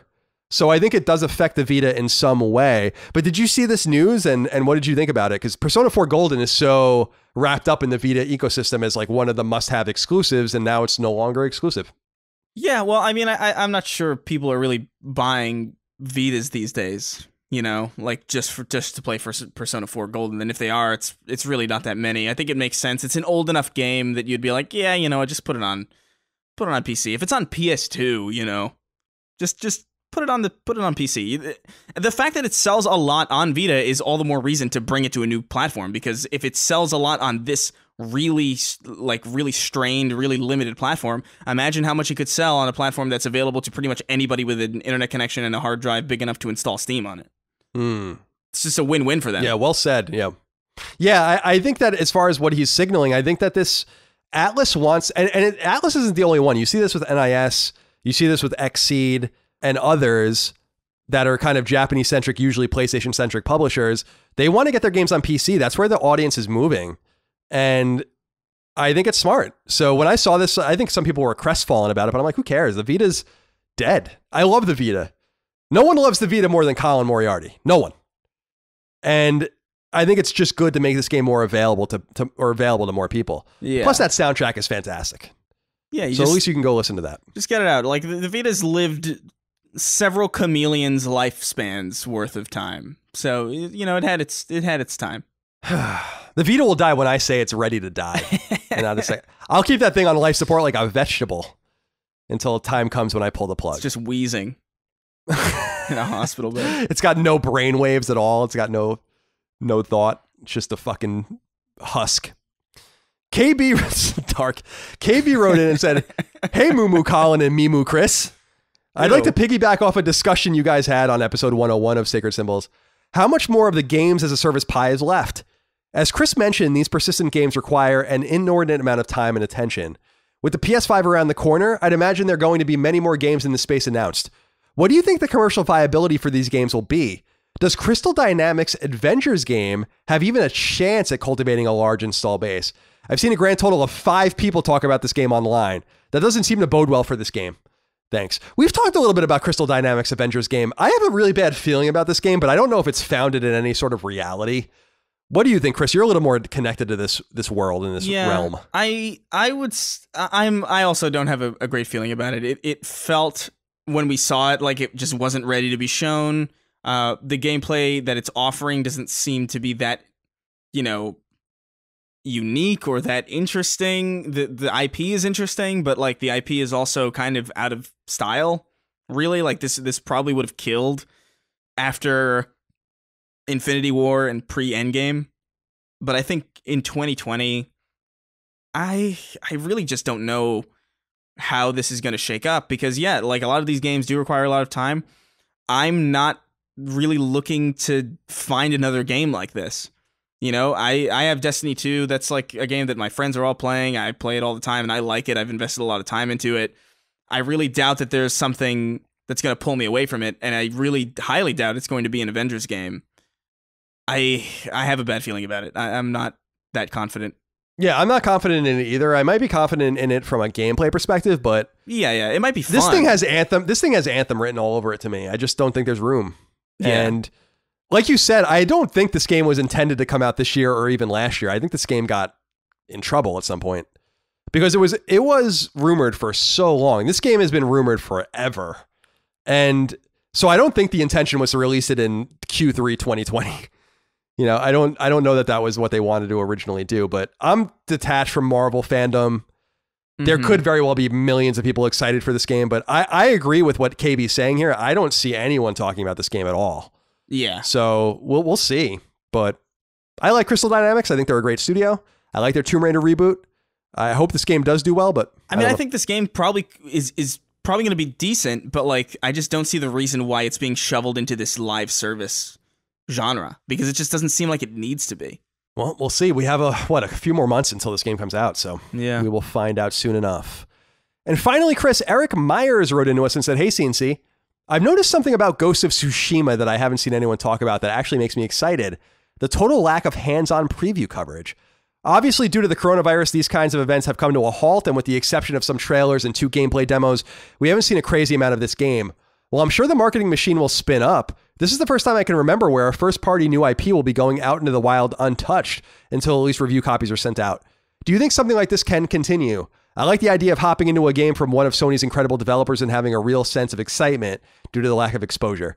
Thanks for all your hard work and congrats on the house, Colin. May you continue to build out your compound for your eventual showdown with the federal government." Thanks, Eric. I appreciate you. So, Chris, I will say this, that I hear what he's saying, but there have been Last of Us previews built off of the final review copies of the game. So it seems like Sony might be more intent on sending out copies of the game earlier and then allowing for a preview cycle moving into the review. And I think that might be something we see with Ghost of Tsushima, although there were hands-on demos with The Last of Us Part 2, so it is a little bit different. Yeah. Do you like this idea of going into without... Because I'm not sympathetic to what Eric is saying simply because you could just avoid everything. You can have 10 hands-on previews with the game, but if you didn't read any of them, then what's really the difference between you having read it or not read it, apart from you just not being aware that they existed at all? Yeah. What do you think? No, I agree with that. I think it's really only a problem in the case of like where Spider-Man was, because like Spider-Man was just constantly advertised to me everywhere I looked, every video that I watched, every day on Twitter there was like some trailer that like showcased something that I really would have liked to see in game for the first time. But Spider-Man is also like a monumentally enormous IP and a beloved character by millions of people, even without video games being a factor.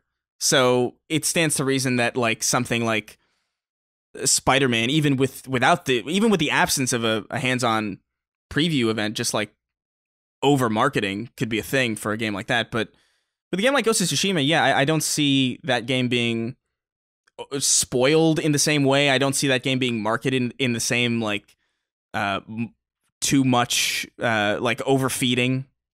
I don't see that happening with Ghost of Tsushima, and you could just ignore it. Like you could just not look it up, because that's really the only time you're going to see this stuff is when you look for it. Yeah, I'm the same way. I think I like what you're saying, Eric. I think that it's cool that like we're going in blind as a unit, but I first of all wouldn't expect that to continue. I think there will be preview coverage based on the review build, based on The Last of Us 2's experience. We don't have The Last of Us 2, by the way. I didn't even ask Sony for it. I'm sick of even bothering with them. But yeah, I think that if you want to avoid things, just avoid them. And otherwise, I think that, I mean, I've said over and over again, I'm not confident that Ghost of Tsushima is going to be like a blowaway game. So we'll find out soon enough. But I got to get through. I don't have the bandwidth to even worry about that game right now. We got to get through The Last of Us Part 2, which I'm so over the moon excited about. Can't wait to play it. But I am glad. I know this sounds like the meme of the guy like smiling, and then there's like or he's crying, but he has a mask over him. That's like the smiling face. You know what I'm talking about? Yeah. I know that this sounds like me with The Last of Us Part 2, but I'm glad that I didn't get the game because I'm moving in the middle of doing all this shit, and it would just been a huge distraction for me. Yeah. So I got to say that I'm somewhat thankful, because I think that I would have fucked something up. Either I wouldn't have gotten the game done in time for the embargo, which almost certainly would have happened, or I would have been like not ready to move into my house, which would have been a big problem. So we'll keep an eye out for that, and we'll see what happens with Ghost of Tsushima. Remember, The Last of Us comes out in 8 days from when we're publishing this, and then Ghost of Tsushima comes out in July. So much to be excited about. Chris, that's all I have for this episode, this robust episode of Sacred Symbols. It is a long one, but a lot to talk about. Pretty excited about the future. Yeah. Personally. Looking forward to some of these games, specifically Horizon, specifically Ratchet, specifically that Housemarque game. A lot of good stuff. Hopefully. Maybe it'll all suck. Maybe it'll all be garbage. I don't know. We'll find out soon enough. But Chris, thank you for joining me. I appreciate you. No worries.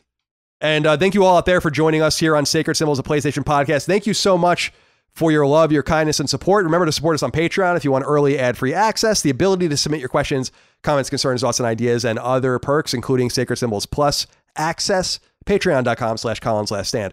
We'll see you next time for more Sacred Symbols. Until then, goodbye. Take care, guys.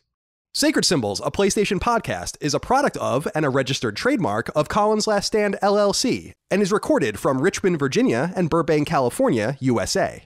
This show is conceived by, is written by, and is produced by me, Colin Moriarty. My co-host is Chris Raygun. You can find me on Twitter at NoTaxation and on Instagram at CLS Moriarty. Chris is on Twitter at Chris R. Gunn and on Instagram at Chris_Ray_Gun. Sacred Symbols is edited by Dustin Furman. To message the show online, please use Patreon's DM service.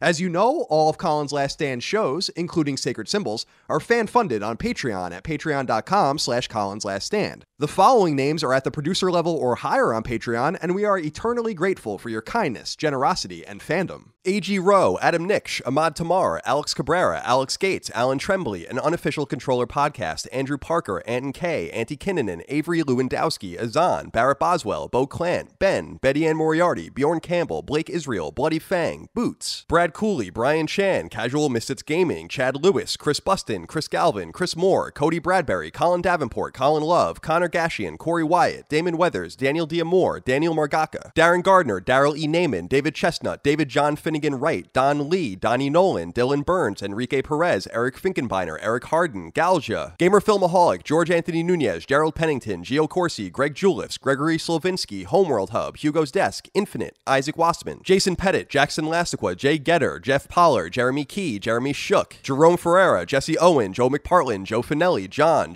Schultz, John Cordero, Jonathan Reich, Jonathan H., Jorge Palomino, Josh Bushing, Josh Gravelick, Josh Yeager, Josh M., Josh McKinney, Joshua Smallwood, Justin Wagaman, Carl Tolman, Keith A. Lewis, Kevin Komaki, Kevin R. Lord, Night Draft, Kyle Hagel, Lawrence F. Prokop, Lennon Brixey, Lewin Ray Loper, Mad Mock Media, Miranda Grubba, Mark Boggio, Marius Garson Peterson, Martin Beck, Mason Kodalak, Matt Martin, Matthew Purdue, McDog 18, Megadet, Michael Gates, Michael Vecchio, Miguel A. Brewer, Mike Wayant, Morgan Ashley, Mubarak, Nathan R., Of Fortuna, Organic Produce, Patrick Harper, Patrick Kelly, Patrick Leslie, Paul Joyce, Peter Reynolds, Petro Rose, Phil Crone, Raul Melendez, Ray Leja, Richard Hebert III, Richter 86, Robbie Hensley, Rodney Coleman, Ross Maranka, Ryan Murdoch, Ryan R. Kittredge, Ryan Reeves, Ryan T. Mandel, Saul Balcazar, Scott Lovelace, Sean Chandler, Sean Mason, Shane Rayum, Simon Conception Jr., SL the FMA, Spencer Brand, Stephen Nieder, Taylor Barkley, TB Lightning, Throw 7, Toby Shootman, Todd Paxton, Tony Zuniga, Toothless Gibbon, Travis Plimal, Tyler Bello, Tyler Harris, Vexius, William O'Carroll, and Zach Parsley. God help us.